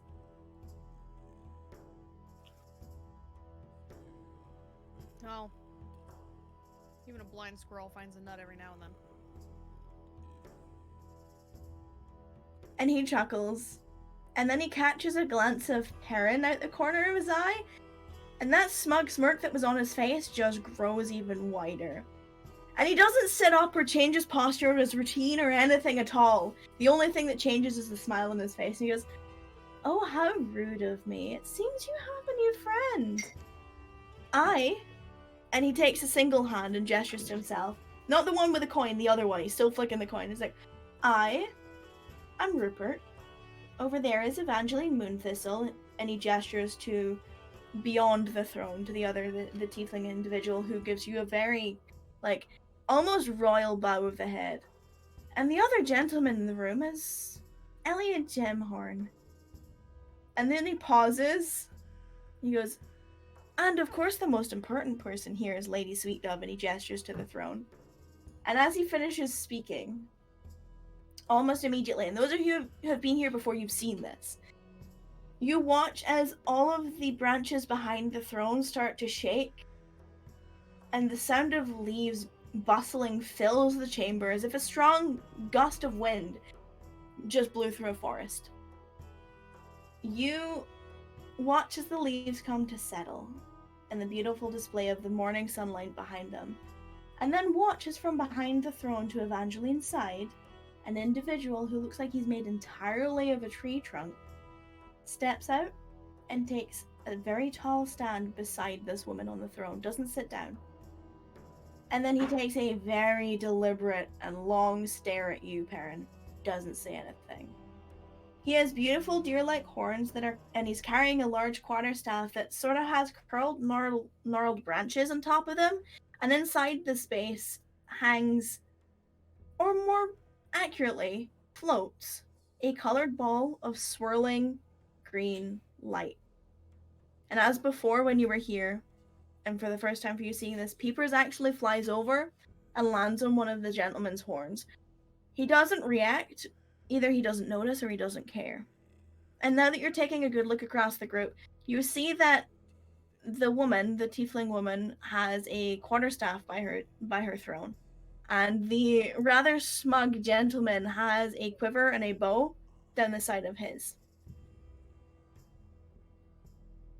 And the gentleman who introduced himself as Rupert speaks up again. He's like, "So, what is it this time? Since no one's dead, I assume you either have pressing questions or a concern. Speak plainly, no need to mince words with us."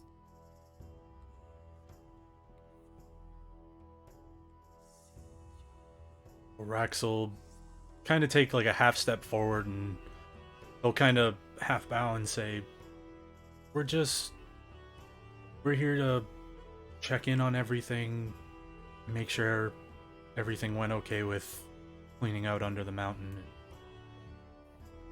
And obviously we're already on our way up to the village up north, where there have been attacks on fishermen. But we just, as far as I know, wanted to make sure everything's going okay for you. Village up north. That strikes me as odd.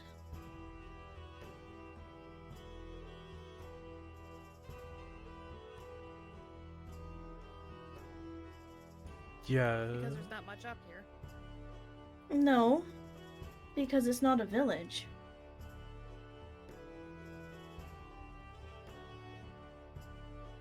It is the city up north, I guess. It's also not a city. You're referring to a temple? I'm not sure I would refer to it as a temple either. She kind of gets like a slightly amused smile. Well, then what would you call it? And he catches his coin, and before he starts speaking, Evangeline starts talking. And for those of you who've been here, you know that she has a very, like, it's kind of like an old royal woman holding power. That's how she sounds like. She's very smooth, very well-spoken, especially compared to Rupert, who's a sassy bastard. But she speaks up and she's like, she very deliberately straightens herself to command your attention. The Cursed Bluff is the name of the area. What you're talking about is an odd-shaped rock formation at the very northmost point of the continent, right on the edge of the ocean.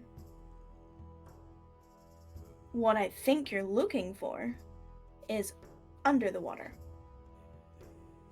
It's not so much a temple or a city or anything like that. It's more the remains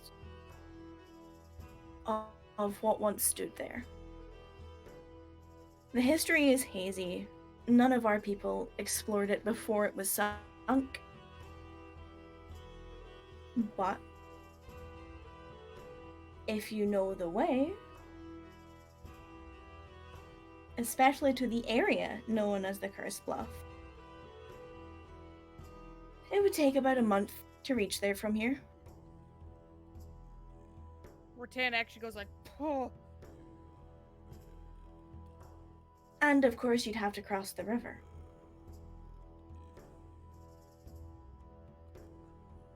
But you're correct in assuming, or in your information more likely, that there are a group who have made home there and are attacking fishermen in the northern waters. That's what we're heading there to stop. Mhm. Well, I hope you can breathe underwater. Rex looks over at Kess. I got that one covered. Ah, yes. You. Sorry, she doesn't do that.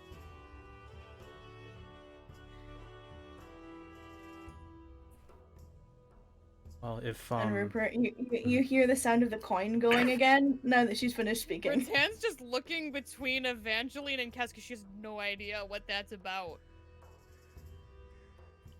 Carry on, Rex.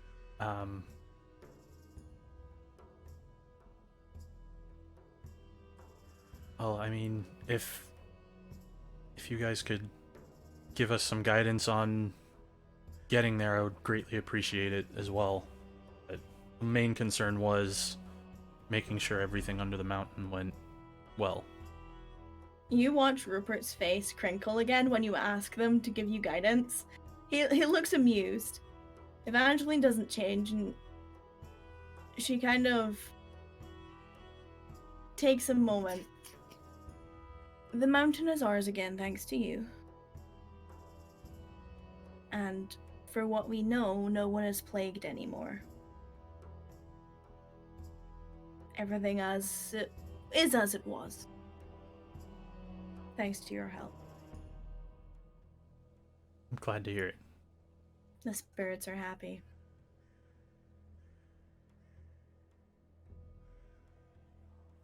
Cass gives like a small nod when she says that. And then Rupert... Also- Oh, sorry, go. No, you go. Also, while we're here, thank you again for what you did for us. You, Perfect. you see a very small, pale hand raised from the armchair of a bigger throne, as if waving off your statement, like as if, you're welcome. Doesn't say anything, doesn't reveal their features.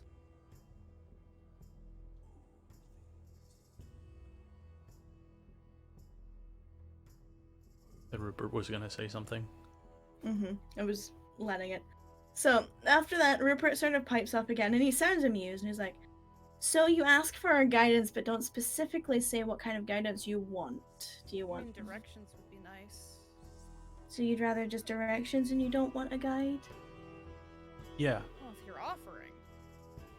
Well, that depends. On? What's in it for us?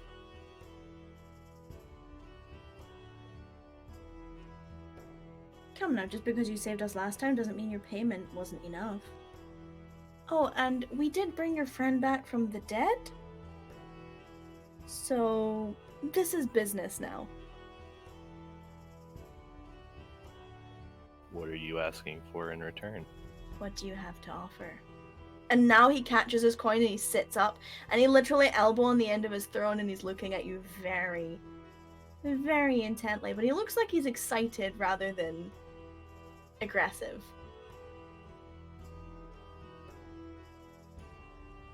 Max looks at you guys.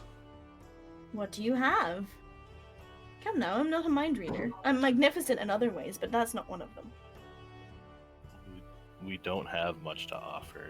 We're trying to gather a large sum of money Okay. That's For- a start. something that we need to do. And now you're being vague, and I've lost interest. And he leans back and puts his feet over and starts flicking the coin again. So I don't want to offer money. He doesn't reply to that, he's just flicking. Do you remember the cult that I told you about when we were here? That was responsible for what happened under the mountain. I'm listening. Vaguely. They're also involved in what's going on to the north. And you have that 100% certainty. Rex When we pulls were the under the rolled up mountain. map out of his bag. We pulled this map off their leader. And it has that location circled, among many others. So if you took out their leader, what makes you think they're still there? This was but one of many.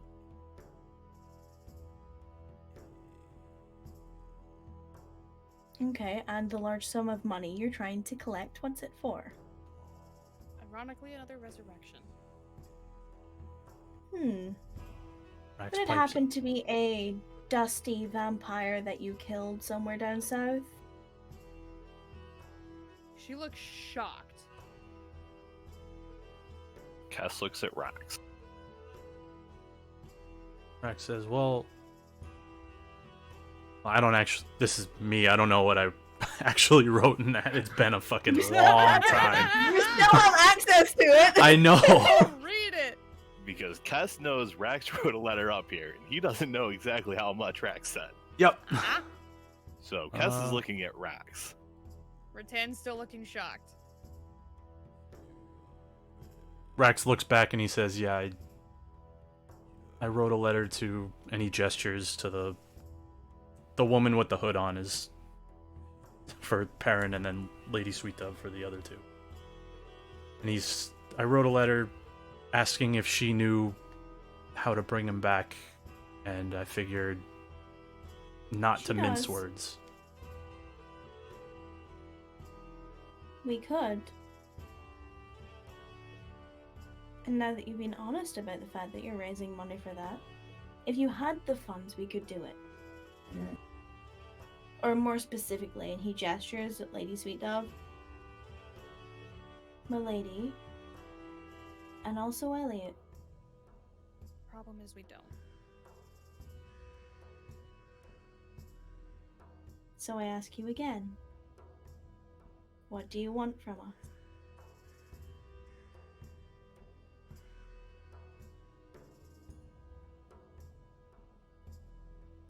Wait, I thought you wanted something from us.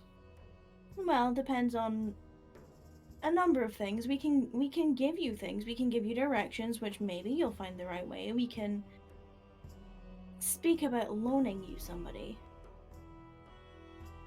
out of a select number of people. But you said you don't want to chip in coins, so information is better than nothing. And depends on what you want, depends on how much information you give up. If you're true and you're honest in what you tell us, which so far, and he looks at you, Cass, you haven't exactly been forthcoming from the get-go. I've had to pull teeth from you yet again. If you're forthcoming with everything you say, we may be able to loan you someone. If not, you will have to pay for them. They will get you there swiftly and aid you should you need it. Hortan steps up next to her, asks. Okay, ask. Everything you know about what you're doing. Everything you know about this cult you spoke of. And everything you know of what happened in the place that you basically committed murder. To our knowledge.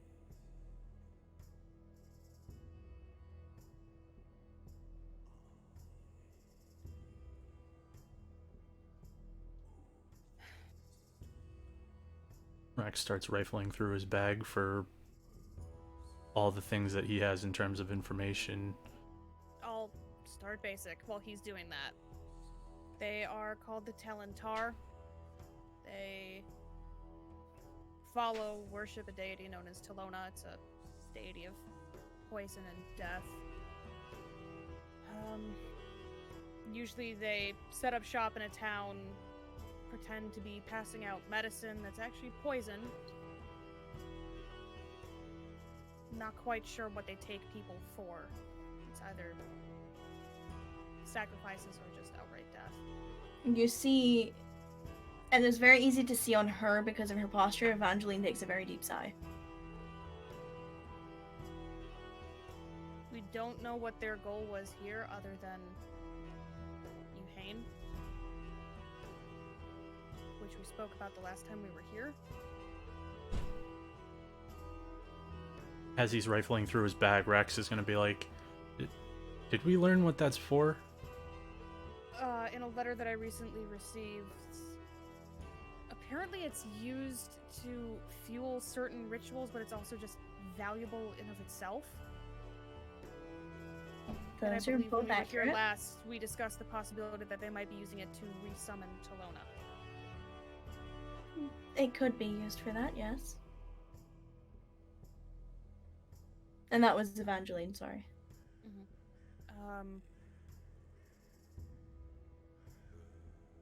They were set up in Frostfane, south of here. That's actually where we initially encountered them. One of their higher-up leaders evaded us after, nearly killing us. And Rupert kind of catches a coin and is like, death seems to follow you, huh? If only you knew. I'm trying to. And he smirks. We got a map from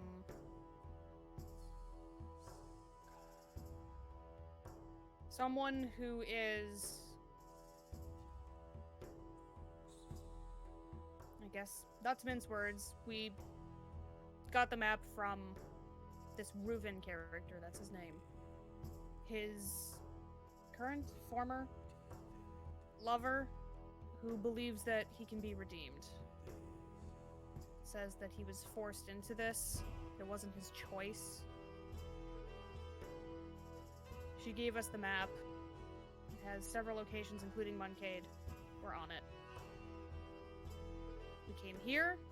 We defeated the forces that were below the mountain, including a individual who was wearing Talentar armor. The symbol of the Talentar was also down there. Yeah, we made sure to get rid of that. Oh, I told Kes to burn that when we were here. Other ones. There were more. Oh. Sorry we weren't more thorough with that. It wasn't your job.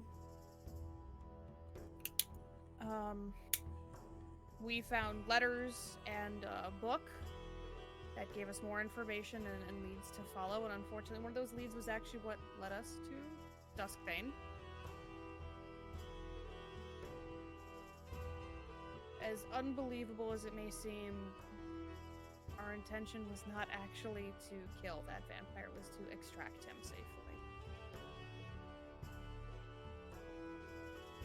Kind of dips her head. Things did not go as intended. By that time, Rax is probably done grabbing all the stuff out of his bag, and he'll start to walk up and wait for either a stop, or he'll just continue going to give it to Rupert. He takes it. He puts out his hand to take it, sorry. He'll give him the map, book, letters, everything that Rax has. You're starting to put these in his hand, and every item you gesture towards him, his smile is growing more and more and more and more. And he'll kind of like point out what each one is, like referring to what You've given us most of this before. Sorry, what did he say? You've given us most of this before. You let them see the books and everything last time you were here. Yeah. Mm-hmm. And he's finding it amusing. Like, he's not being a dick. Yeah. Well, I mean, he is being a dick about it, but he's being Rupert version of dick, not asshole version of dick. He's not being an asshole. He's just being He's just being Rupert. Yeah.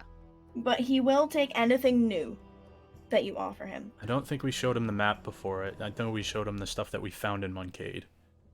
Yeah, So but he takes everything new and goes I over will it. also hand him the letters. I don't remember if I showed him these last time. The letter about Everburn and the one about... I think that was included with the stuff last time. Yeah. I don't remember. So he takes everything new, but is amused that you just kind of literally just went bleh with everything. He's being a douchebag.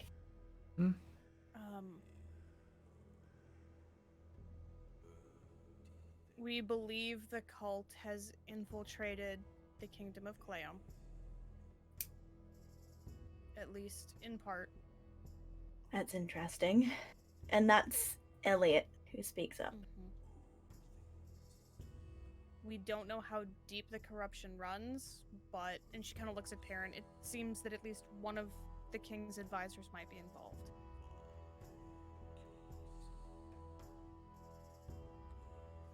Rex pipes up and says at the very least, one of them is working closely with the vampires who make their home in Duskbane.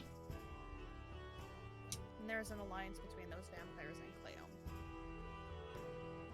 And he looks over at you, he's like, and don't they have like something to do with the, I don't know, the table that we were at? That was the war between Cleom and the Ageless King. They had a war table. Yeah, and she reaches into her bag and pulls out the warhorse figurine. I don't know why I hung on to this. I thought it might be important, but she... You see Lady Sweet Dove's hand twitch towards that. And as she's like motioning it toward Rupert, she redirects it with like a questioning look.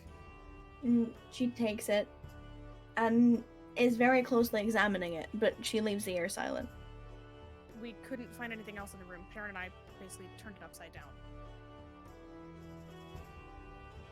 Okay. So now what are you doing?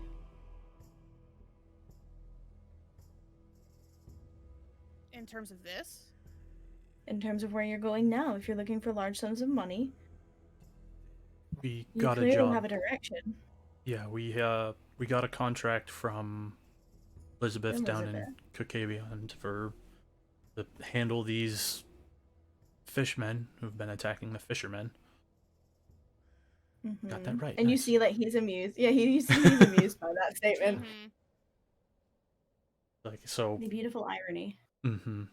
It We've been tickles. contracted for that, and we put it together when we got to Frostvane, because it'd been a while since we looked at that map, that one of the locations is where that seems to be happening. Which you now It's a know little is bit of named the both. Cursed Bluff. Correct. Yeah. So it's a little bit of both at the same time. Alright. So you're going all the way north then? Yeah. Didn't we also have something in between? In between? We have another job that we took. The sunken Something city under the about a sand? castle that, yeah. Or sunken, yeah, castle, right. Haunted. And you see his shoulders like bobbing as if he's trying not to laugh. He doesn't say anything.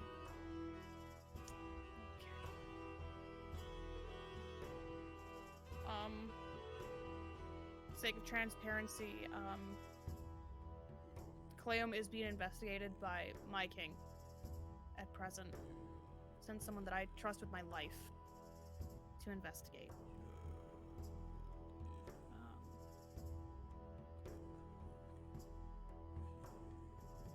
Rax turns around, turns over, looks at Rutan. He's like, "What was that family that are sending the Aloric, angry beast?" they're also being investigated.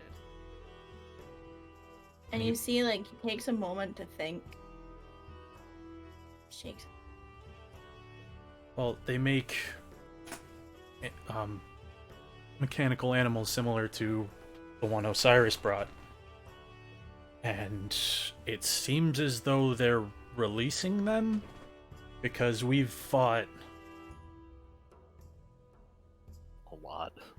Like 10. I was gonna say 8 to 10, yeah.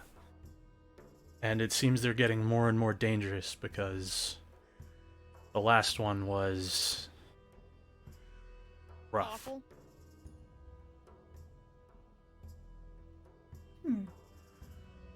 But if they're doing that, that puts them in violation of the agreement that they made with the kings, so they will be gently reminded not to continue doing that. Well, that's good for Frostbane.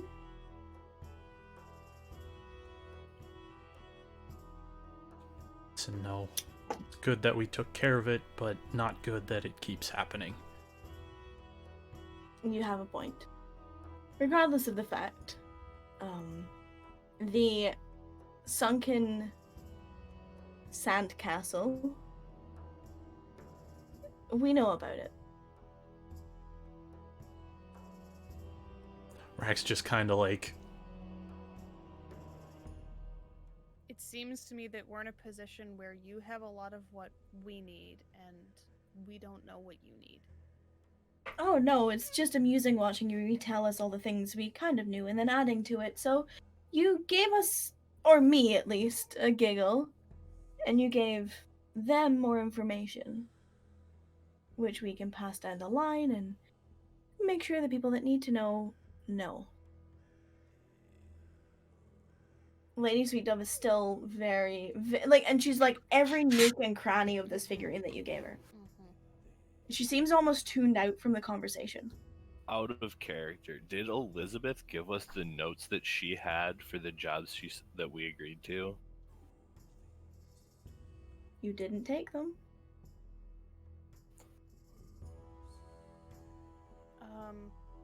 Oh. There was a book. Another in book? Duskthane. Mhm. It was stitched out of skin, cold to the touch, and it was whispering. Okay. Rax chuckles and he's like, "I think it was just a spell book. It's creepy. And it was necromancy, but it was just a spell book, I think."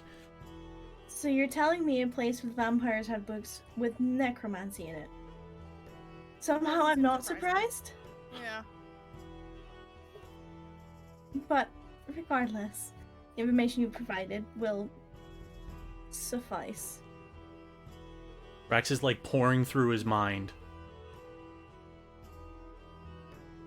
He's trying to remember the name of the book. I can find it, maybe. It just did. I'm in character. I'm giving it a second. He says, "Librum of Souls and Flesh was written in Abyssal." I think.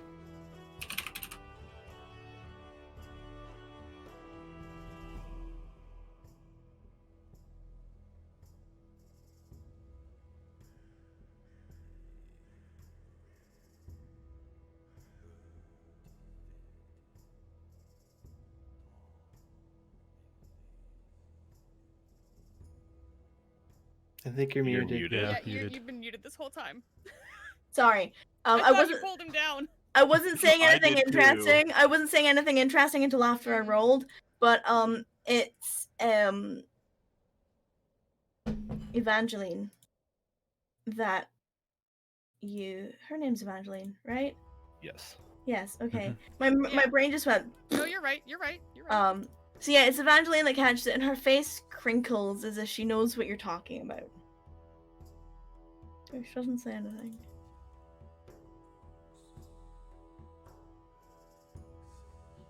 So, and this is Rupert again. So if you want to, and you'll have to. I can't speak for my lady. For each of your journeys, we can lend you one person. Okay. The people who know where the cursed bluff are Miryu, Shit. Destiny, or Chase. And if you want to go to the Phantom Crypt, where all the spooky ooky ghosts are, and all of the horrible, awful spiritual presences that have been just nagging at us from the desert, you can take Chase, or Destiny, or Crystal. You cannot take the same person twice. So pick very, very wisely. And of course they both have, well, they all have varying degrees of experience in the location and where to go, and, set abilities, and of course they are part of our elite team. So, we have another condition. Any and all information.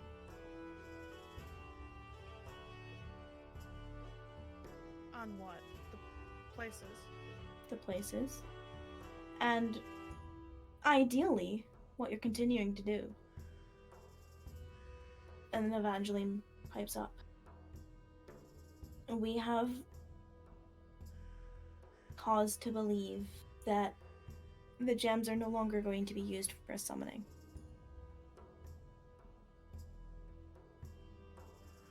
Rax looks over at Irutan. He's like, "That's good news, right?" I mean, maybe. I was told that they're also extremely valuable. They may be being used to tempt a rather large, dangerous being to come down from its perch and aid in a coming war. Oh no. She actually says that. You don't. No. It couldn't be.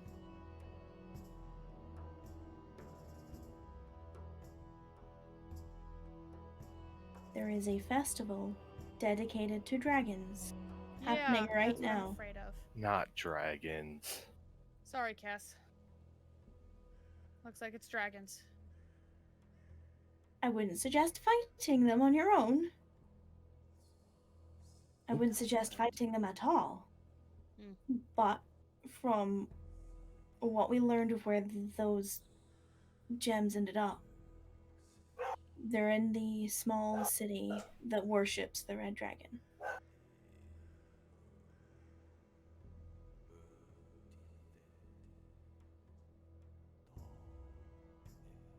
Which Having one any is bells with that? me? I'm not familiar with locations. I'm Ritan, sorry. you can roll a history check. keep forgetting how bad I am at those. Oh, okay.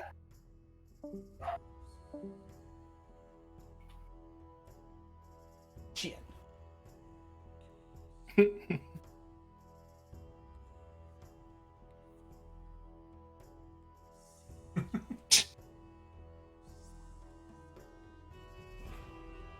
That's what you get for trying to quarterstaff Chase in the lobby. Probably close to hitting myself in the face, to be Probably. honest.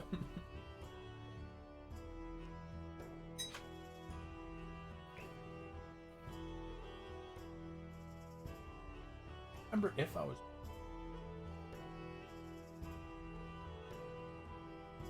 I think he's a human. I was talking about class. He's a Oh, tiefling, right? no idea. Yeah, Chase is a tiefling. Oh, yeah, Chase is the tiefling. Sorry. Yeah, this wasn't I was thinking of the other one. No. I'm being dumb. So There's so many things to remember. Rattan visibly tenses and just goes, shit. And it's at that moment, finally, a very soft, very gentle, very feminine, almost as if it's a whisper, but it's loud enough to carry to where you can hear it. Voice comes from Lady Sweet Dove, who's finally finished looking at this trinket you gave them. And they're holding it upside down and looking at the marking on the bottom. You said this was from a war table, correct? Mm-hmm. This is the Ageless King's marking. I feel like I should have. I mean, I knew that. It was under the table, right? Yeah, I found it under the table, which was weird. So if they're allied with the other king, then perhaps they have some kind of detest if you found it under the table? But Maybe it was the only piece. this specific base,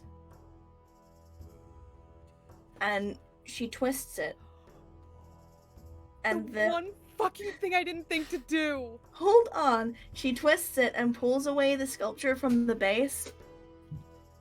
This is an old coin. Not of monetary value, but a signal of significance from the royal family.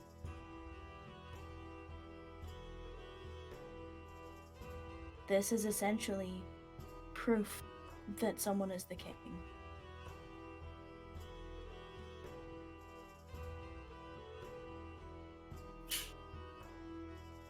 So if you found this, then the king doesn't have it.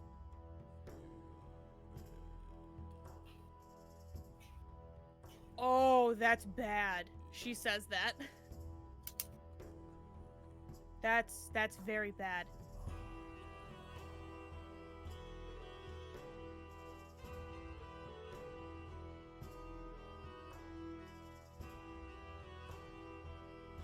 I need to write a letter very badly. Hannah can provide you with the materials. Right.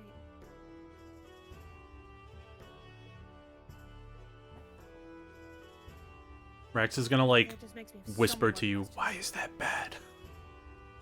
Because that means that the current king can't prove that he is the king. Or perhaps the current king Is fake? is dead.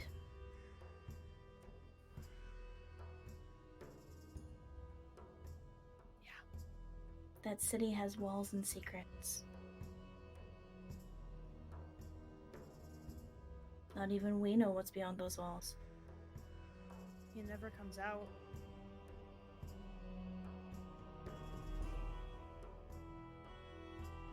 How many years ago did it look like that table was set up for?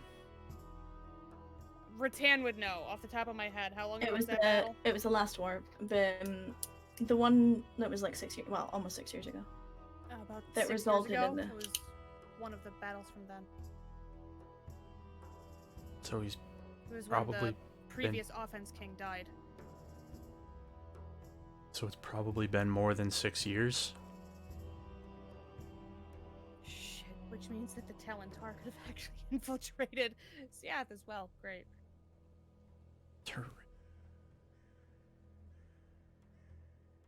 No, but wait. Lady Luce said that her mother fell in battle to the Ageless King.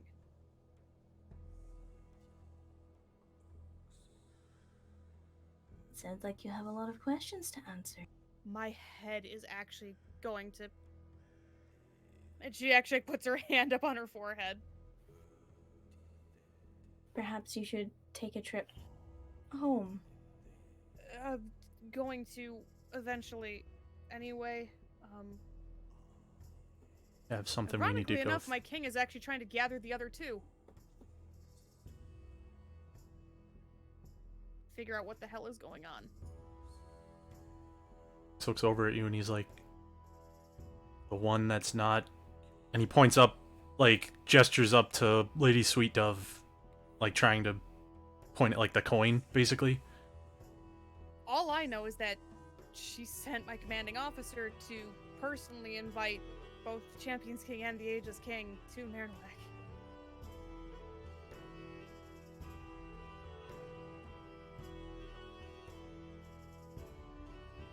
What you do with this information is up to you, and she gestures both pieces of the figurine out to you. Rax will step up and grab him. And I don't know if I could get word in time to have Solaris pulled back.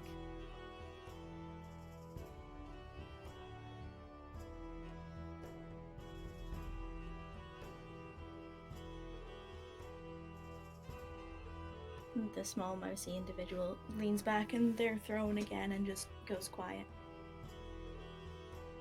they're And Rupert pipes up and he's like, "So anyway, you're going north, right?" Yeah. yes. So who do you want? Who would you recommend, or would you prefer that we vet them ourselves? Well, that's up to you. And please enjoy vetting them. You know where you are, right? Rax looks over at you. He's like, well, I vetted one of them already. Rupert starts chuckling. Okay, that's not the kind of vetting I was... Oh. I'm kidding. I'm trying to lighten your mood. Regardless, you can take the day, talk to who you wish to take with you. Find out their strengths, their weaknesses, gauge on who you wish to go to which location. The Cursed Bluff is much easier to find. The Phantom Crypt, we have a vague idea. There is a specific area in the dunes that has been essentially birthing entities of undead nature, spectral nature, spiritual nature. It's a hive of undeath. And the spiritual presence there is very, very uncomfortable. Wonderful. The most we know is that an old crypt for fallen warriors used to stand in those sands. We assume, given how much the sands in the dunes shift, that it has sunk. It's a place of there are undeath. Then There are a lot of very cursed and uncomfortable souls down there. All of whom were warriors at one point. yeah, that's what I'm putting together. Hence why we can send someone to go with you. And considering you're going to provide us all the juicy details, I don't see why not. If you come back and they're dead, however, that coin you don't want to throw away, just make sure you bring Yeah. a body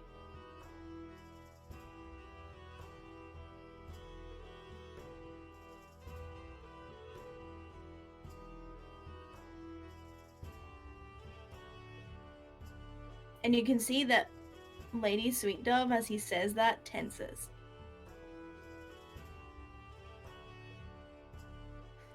As much as death seems to follow us around, I have no intention of any more bodies. Friendly, anyway. Good. We still have to put the warning out there. Understandable. These are our elite team. They are bound to us. And they will return to us. So, in the spirit of transparency, you know that small town that worships the red dragon? And she kind of like looks at everybody else. No. The one that they literally just mentioned? I don't know what it is. They just mentioned it. It's the first I've heard. Yeah. Funny thing that it's a town that recently we got reports of cultist activity and worshipping dragon potentially. And we sent someone there to look into it. Ringing any bells yet, Rax?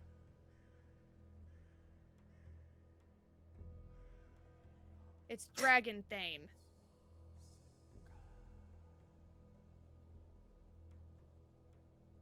Fuck. Oh my god, you lost track of your girlfriend already? He looks at you and he's like, no.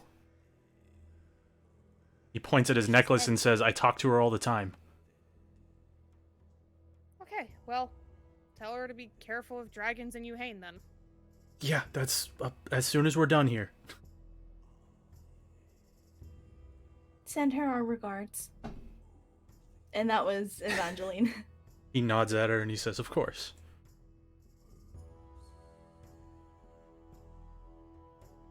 She finally chose someone, huh? And that's Rupert. Max just kind of chuckles. Doesn't say anything, just chuckles.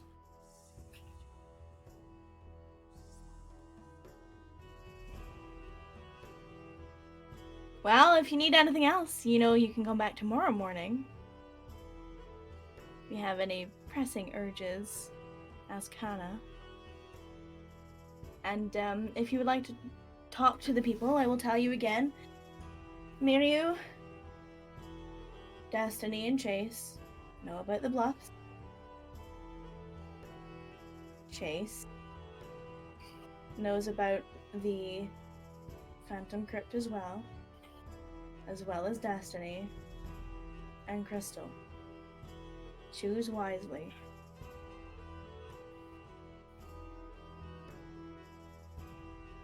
Do our best.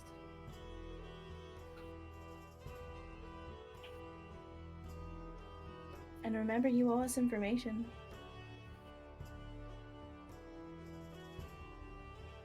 If your elites are coming with us once you get the information anyway. Yes, but it's better coming from you. It's so much more fun. We have to listen to their reports every day. Max is chuckling. Endeavor to have a good memory. Well, I hope your memory is good then, for your benefit. Me too.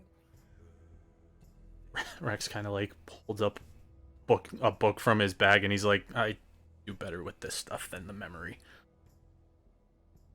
Well, let's Take hope you're notes. not. Good point. Again, Hannah can provide you with the resources.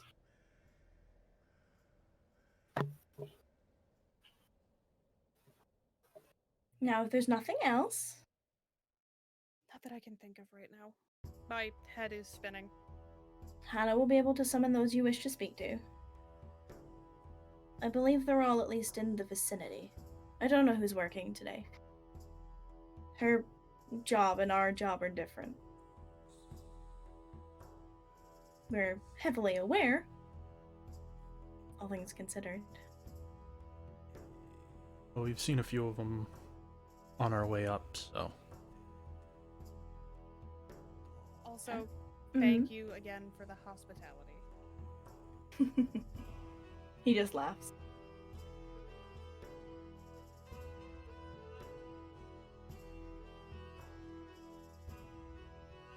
Rax sort of slightly bows, says thank you, and starts walking out. Rattan gives like the full soldier bow. Cass just kind of nods.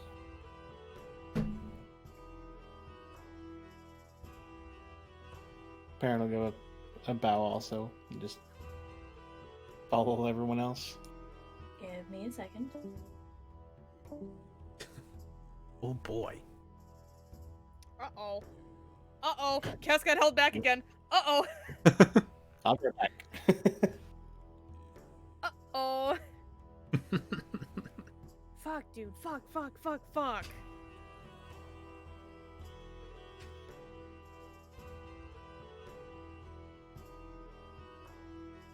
Know how much you guys know. Hmm? I don't know how much you guys know. Well, what? Why he would get held back? I mean, I have an idea.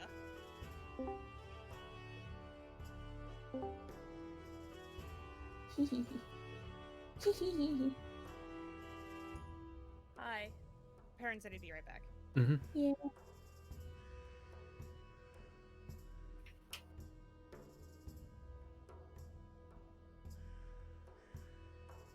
So. Okay, out of character question, because I did actually show them the book, so I don't need to DM you for it. If I write something in my book, does it stay there even if I resummon it? What do you mean? So like, Hold so like it's the Warlock Tome, yeah. Uh-huh. I write something in it, like obviously the spells that I already have written in it. Mm-hmm. That's the main focus of it. But is that the only thing I can write in it, or I can like make notes at the back? I mean, you can use your book however you want. Okay, so now further question. If it were to like burn up, I can use a ritual and resummon it. Now, does it have the same contents? I would say that only the magic comes through. So Okay. normal notes, no. Okay. All of your spells, however, yes. Okay. Because the way that that works is it's literally the magic contained in it is being re-brought back to you. So it's more like your knowledge of what was magically arcana, of the arcana in there. That Right. you're basically... It's just the magic bit. Okay. Yeah. And then You're if I get basically, like later pages yeah. or something through invocations and such, then those will come back as well because those are technically magic. They're not just regular paper or regular notes. Okay. Mm-hmm. Because I was thinking like maybe he'd start writing it down in his book, but if that's not like you can just summon it whenever and still have it, then it's less enticing, but still possible. He might end up getting like a nicer book. Yeah, you can buy like a notebook. Like... Yeah. I'm just thinking like, oh, invisible. No. Alright, so you all make your way down to... Cass did say BRB. I don't know if he's back yet. Seems no. Do we want to take 5? Like... No, No, I'm back. fine. Sorry. No, one of my buddies stopped by to see my roommate, so I just wanted to say hi to him real quick. That's... Okay, so you get down... Again, that came out really Scottish. You get back into the suite. Hannah is waiting. She locks the door behind you. She tucks the... She very deliberately, like, shoves it down into her cleavage. And then dusts her hand off and... Enlightening. Very. Yeah. You look like you've just been through... one of the hells. Emotionally, anyway. I have a lot to think about. A lot of information to process. Yeah. Well, shall I send anything up to you? Can you give us some time to talk and then chase Destiny and Crystal? How about you just pull the rope when you're ready, Yeah. and I will send Sounds them good. up. Thank you. Would you like Thank them you. to take anything with them? Sounds like you're gonna have a good time. This is a work thing. Fine. You're all no fun. Maybe bring drinks for everybody. Not like last time. Don't let Crystal pick. Yeah, don't. Since you're being specific, I'll keep that in mind. Thank you. I Don't need tell another her to wait. 500 gold tab. That wasn't any of us. No, it wasn't. But I also don't want to be subject to her games right now. As you desire. And she turns and she leaves. Thank you. As soon as she's gone, Rattan, like, pulls her hands through her hair. Fuck.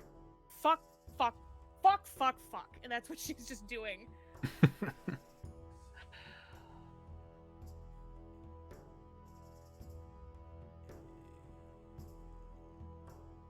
This whole thing is fucked. Oh, and by the way, did I mention, and she actually just says in Celestial, fuck! Peeper starts laughing.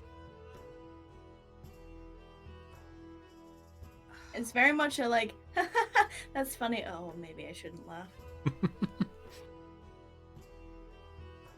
Rax is smirking. I'm glad you find this amusing. And she's gonna like thump down on one of the chairs. Couches, whatever's available. Depends on what part of the room you're in. She's pacing wildly, so take a pick. Throw me somewhere What? random. There is a lounge beyond the hot tub that has a wonderful, like, basic circle sofa kind of Perfect. idea with an open thing. And it's like on a lower level. Thumps There's a big herself down on comfy that. beanbag in the middle.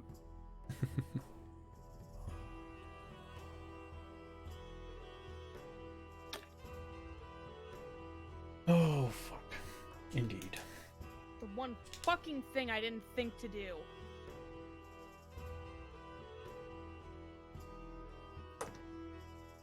Oh. Would you have known what it was anyways? I might have. And if I didn't, someone else might have. And she kind of just like vaguely gestures up at the ceiling.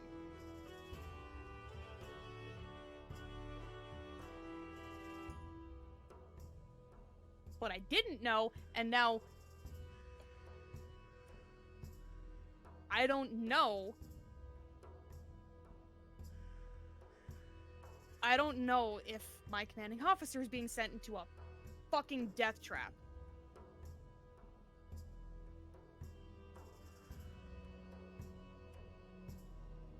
Well, maybe...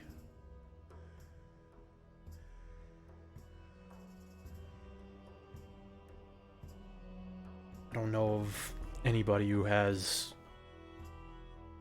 I'm sure there's some kind of magic to be able to send a message to her. But I don't know who would know her outside of you. Sorry, can you repeat that? My brain is... You get a... This is not important. You know how I do this? And he does like the... Yeah. Like that, but... long distance. I'm sure somebody knows how, but I don't know who knows, and then we'll know her to be able to. Wait, you can do that long distance? No. Someone can, I'm sure, but... I think they need to know the target. So it doesn't help. Fortunately, everyone that I know that knows her is all the way back home.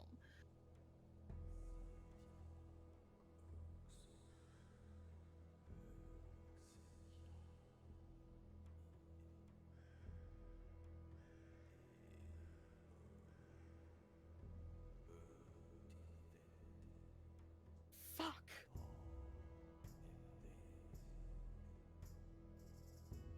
Oh. And this could be so much fucking worse, because if the Talentar are involved in both Siath and Cleome, I just had my king invite them over for dinner.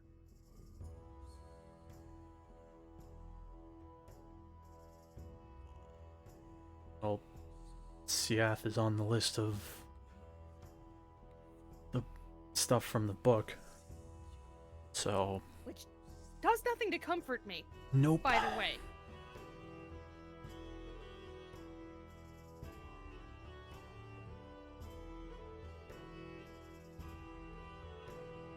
everyone I care about lives there. Well, excluding obvious parties.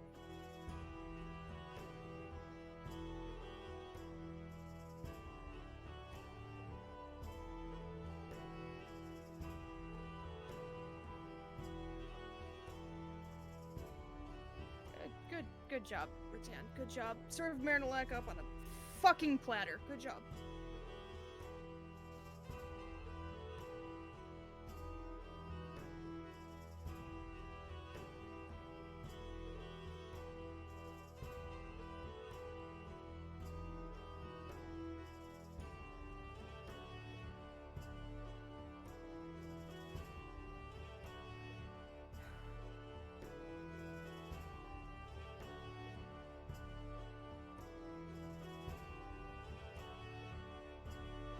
What I'm gathering from this is gestures kind of up.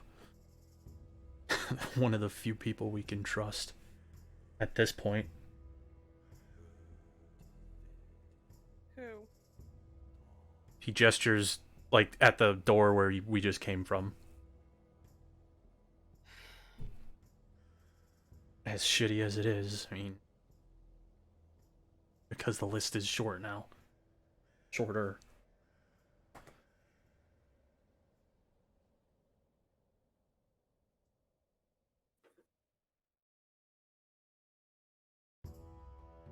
He sits directly across from you and he looks directly at you and he's like, do you want to go back now? Because we're still a while out. And as much as it sucks to backtrack, if you want to go back now, we can. You can see that she's trying to listen to you, Mm-hmm.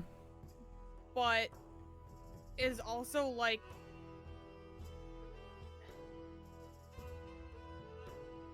hold that thought, and kind of like, and she pulls her mask off of her face and just kind of thunks it down on the couch, rubs her eyes. I don't know if it would make a fucking difference. I don't know if I would get back in time. Because even if I do go home right now, word still has to get to Solaris to pull her back.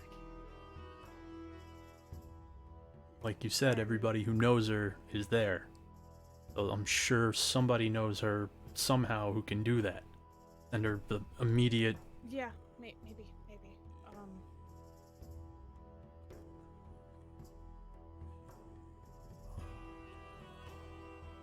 At least they didn't get all the Yuhane they wanted.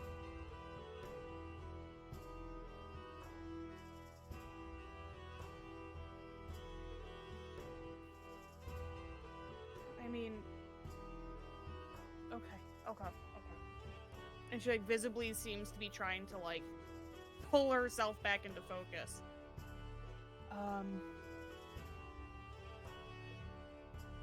Worst case scenario, it's everything that I just said.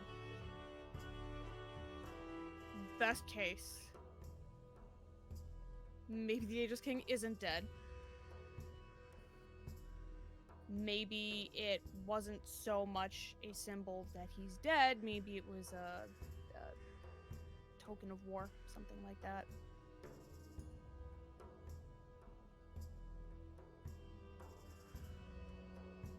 For all we know, it could be a fake. I doubt it, but... You know more about that than I do.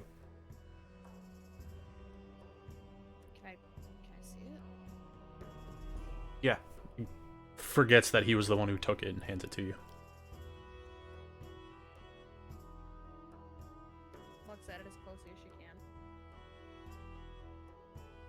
can. Okay, you're looking at it. Rattan is not an expert. What specifically are you trying to check for? With her limited knowledge of this, does it look legit? Okay, so because you're not a jeweler, Yeah, that's what I'm you're saying. not proficient in that kind of stuff, I'm gonna have you roll an intelligence check with disadvantage. Yeah, because this is not. It's not something you've ever seen. Nope. You're not prior. She's yeah. I fully understand why I have disadvantage. She's just grasping Yeah. at straws at this point. Mm-hmm. It could have been worse. To you, who has never ever seen this before, to your knowledge, it's the real deal.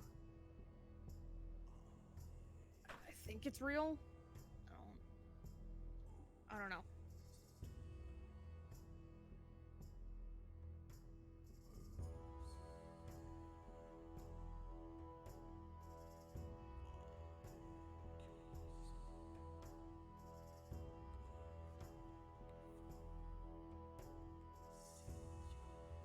My head is my mind is going so fast. I can't.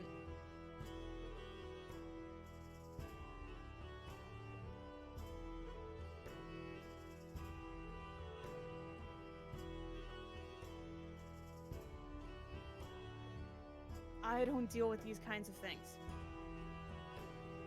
I'm a soldier. You point me at an enemy and I'll go fight it.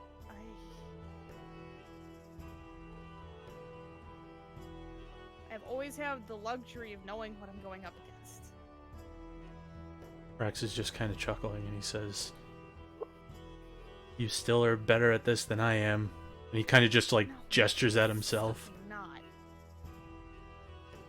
No, I'm The one fucking who's not. been in the woods for the past decade having no clue what's going on. Yes.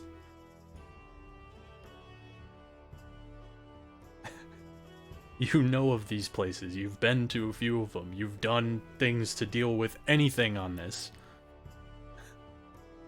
I've been plucked out of the woods and told, go have an adventure. Yeah, and you know what, maybe that's better because apparently my exposure to this has left me completely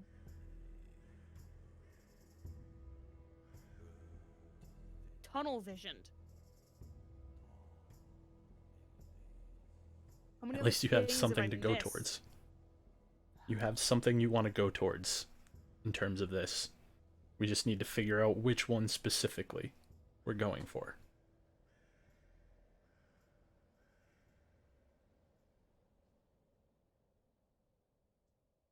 I have no idea what this is. And she kind of holds the coin up. I do know it's mithril, though. Which is kind of impressive.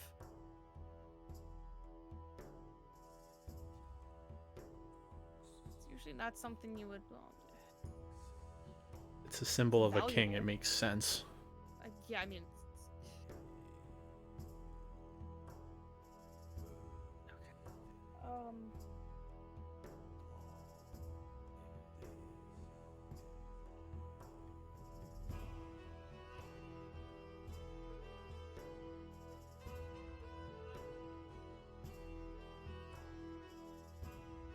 Even if we left now, by the time we make it to Mernalak, it's already gonna be too late. I am not going to stop anything by trekking all the way over there right now. Okay.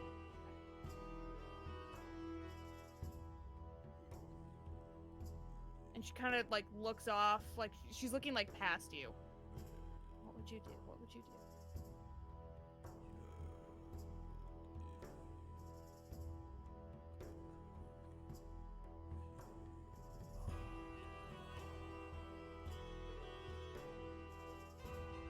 I have to trust in the people who are... I have to trust them. That they can handle whatever they're up against. I'll send word, but... if we double back now and lose more time, things are only gonna get worse. Right? For some places, yeah.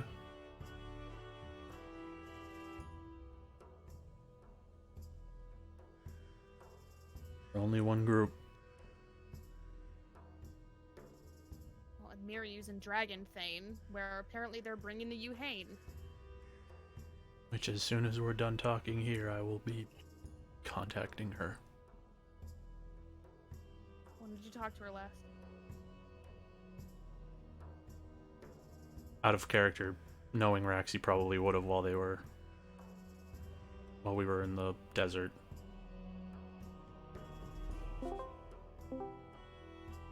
Okay. So, last you spoke to her, she kept it light, she kept it casual. Mm-hmm. In regards to this situation, she mentions that upon reaching Dragonthane, it was highly populated. Mm-hmm. It seemed like they were, the locals at least, were performing some kind of religious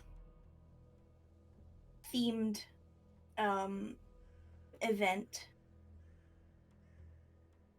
and that they were planning to worship what she calls the Ancient One, that they had received tribute recently. She doesn't know what it is, and that they planned to get it to wherever their ritual was going to, wherever their religious ceremony was going to be, by the time the festival ends in Frostbane. Which you would know ended today.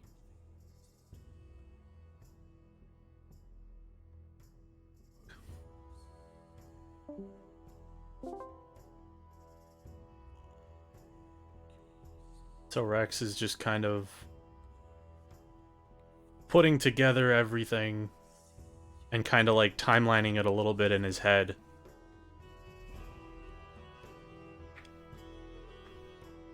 She said that there was some religious ceremony and they got an offering for it, and it should be complete by the last day of the festival that's in Frostbane. Which I know the days have fucked me up is today.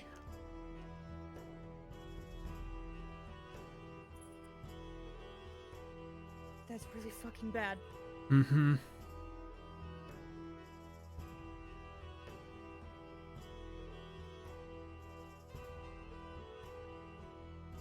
Fuck! And she smacks her mask off the couch and just gets up and walks across the room again. Rex gets up and walks out to the balcony.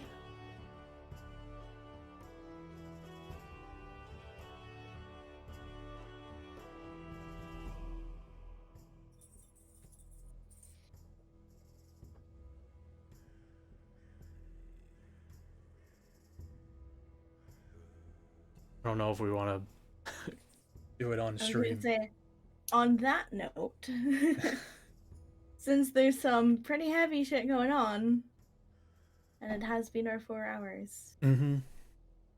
let's call it there for this week.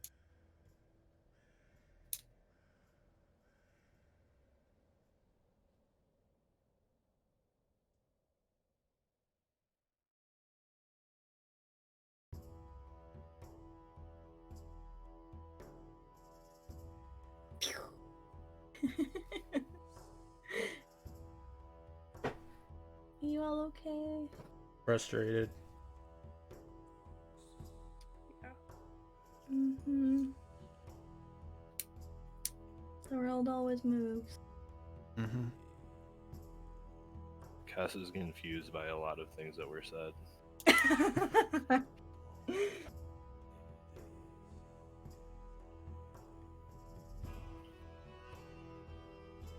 Max now putting it together is very concerned.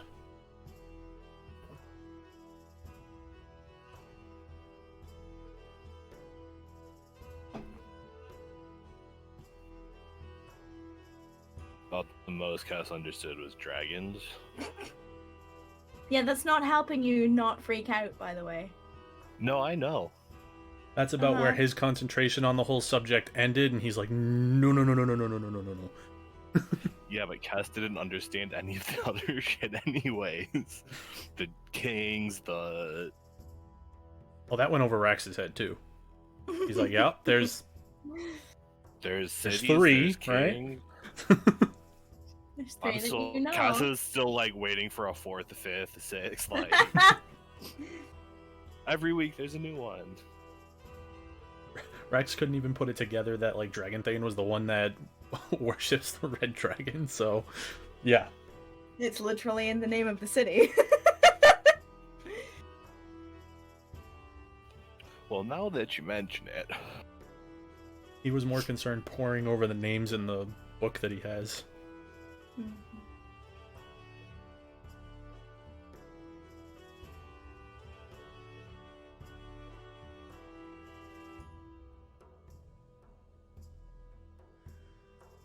Good news is if you go back now, you can get back in time for gift day.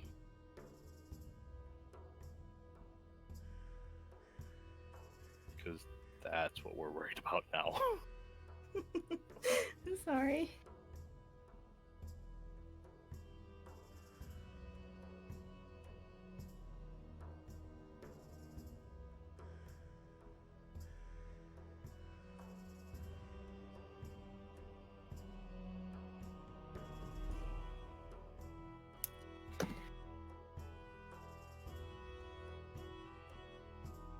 I both love and hate when the end of a session is this quiet.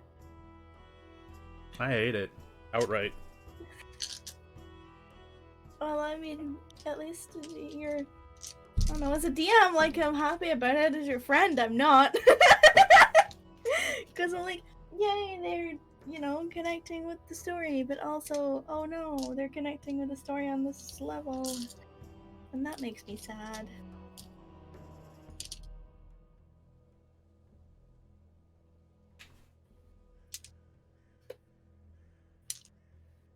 So, Keeper really wants to pick Crystal for... You don't even know what she can do! Cass, on the other hand, probably doesn't. Cass also doesn't know what she can do! Yeah, but Cass's first impression of Crystal was not the best. I mean...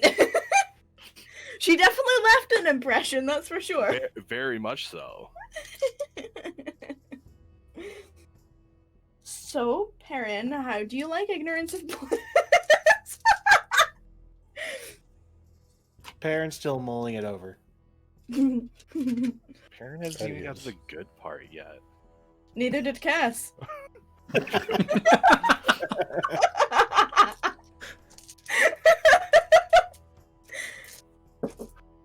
I mean, unless you count comfy beds, then sleep is good. Well, Nice showers. showers that aren't in this suite, but yes, showers. I had a nice shower at Ignorance is Bliss. You did last time you were here. Yeah. Rex did too. Fuck! Okay, I caught it.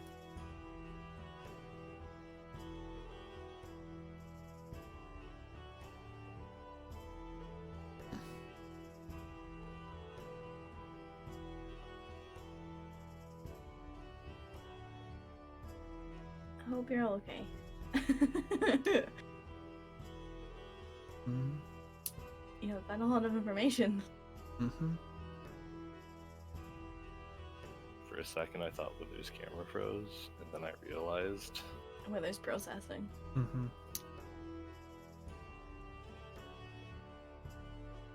She knows that I'm rifling through everything right now. Yeah, uh-huh. Considering I've already played a long con on you. Now there's another one. A longer one. Mm-hmm.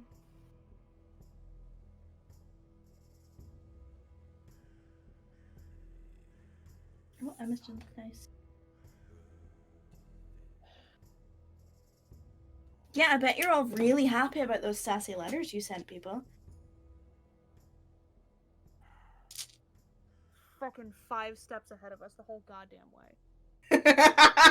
It's my job to be! No, they were And here we are sending off all these sassy letters going, nah, nah, nah, nah, nah, and we have no fucking idea what we're talking about. Sassy. I wasn't talking about you. I know my letters weren't sassy. I sent You off still have one to write me a sassy letter, and letter. it wasn't even, there was one line that was sassy, but... Wait, why do I have to write you a letter? Because you said last week that you were going to write a letter to Elizabeth when you were in Frostbane. I thought Rattan did that though. Pretty sure that was Yeah. me. I don't even remember what we were supposed to be writing it. But I said we should, and then Rattan was going to send it. Dan said she'd send one to her person. She never said about Elizabeth. That is true. Oh, You know what they say about assuming? Cass found out last week. Fuck, my head is like... Yeah, bombshell. Ta-da! You know when, like, all the stars align? Kinda just happened. Don't compare this to that. That's a good time. For the person it's good for.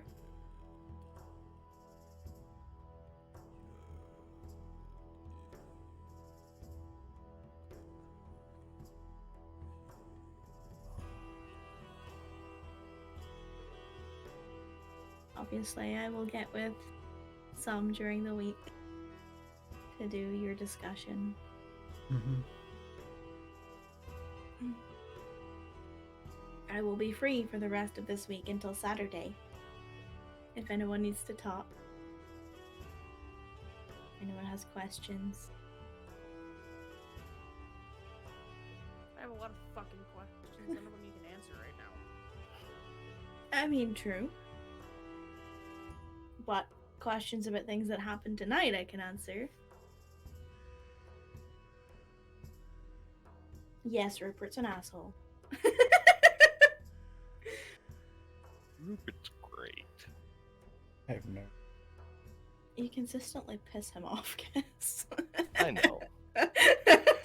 Don't do it on purpose. Welcome to my life with Freddy. That's different. That is different. I don't piss Freddy off, I just innately scare him. Cass is just bad with people. And that makes it so some people don't like him because he does dumb stuff sometimes. Hey, Ben, it happens. I think, did Rex piss anybody off to that point? To what point? It depends on how far you're going and how far back in Rex's history. I'm talking about since we've started playing. Until the point where they just don't like him. I mean, you haven't gone as far as asking how much a quarterstaff's worth.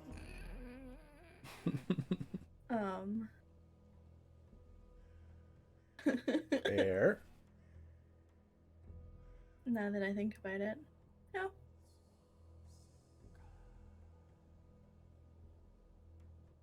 I mean, you pissed off the things you were shooting with necrotic and force damage earlier. I feel like the only people I've actually Oh, pissed off and Nathan. were Lady that Luce and Alexander. Lady Listen Alexander. But Rattan was deliberately trying to piss them off. Oh, I know, but you're happy about it. Not really. Yeah, I think the only person that Rax pissed off possibly would. And I mean, he did almost kill you for it. Mm-hmm. Don't regret it. That's a Fuck that whole other guy. thing as well. I have no idea what's going on over there. Over where? Where you left Nathan. Yeah. Yeah, I'm still waiting on a letter.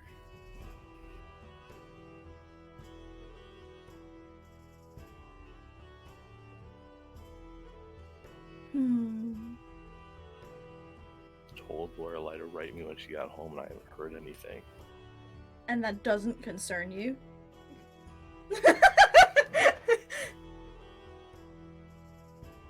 It does. I'm sure it's fine.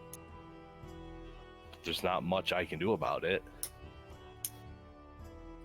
There's a whole lot of things going on in the world. I was basically told don't go home. Mm-hmm.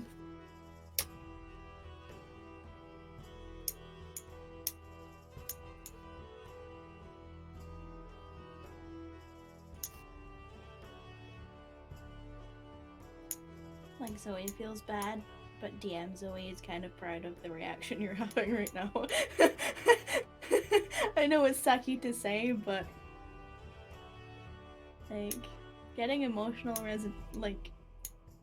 reactions to the story is kind of yeah. I feel like I just got fucking socked in the mouth. I mean metaphorically kind of.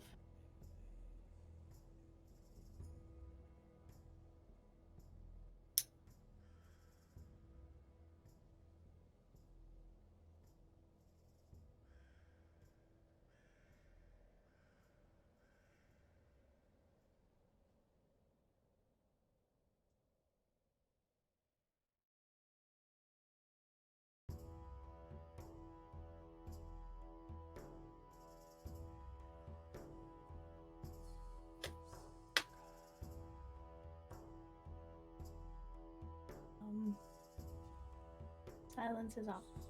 It's only awkward if you make it awkward. I always feel awkward in silence.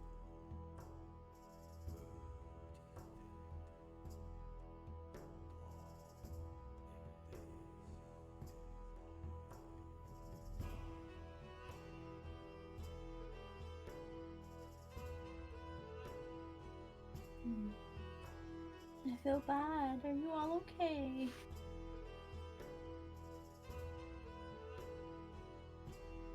I'm good.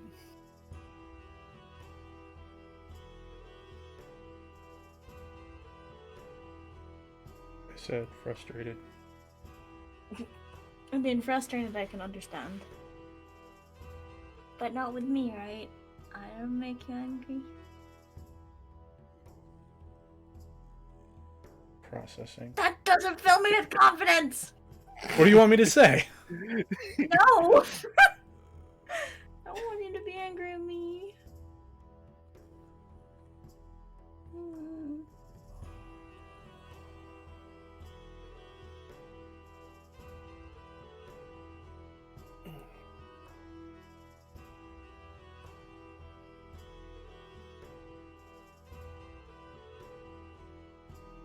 You should stop having breakfast here. Huh? Nothing. We haven't even had breakfast yet. I don't think we're getting breakfast. Probably not.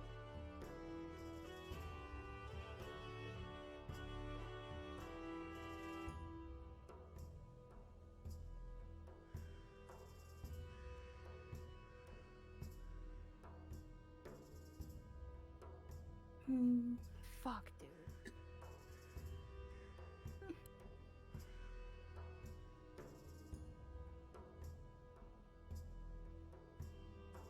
I'm sorry.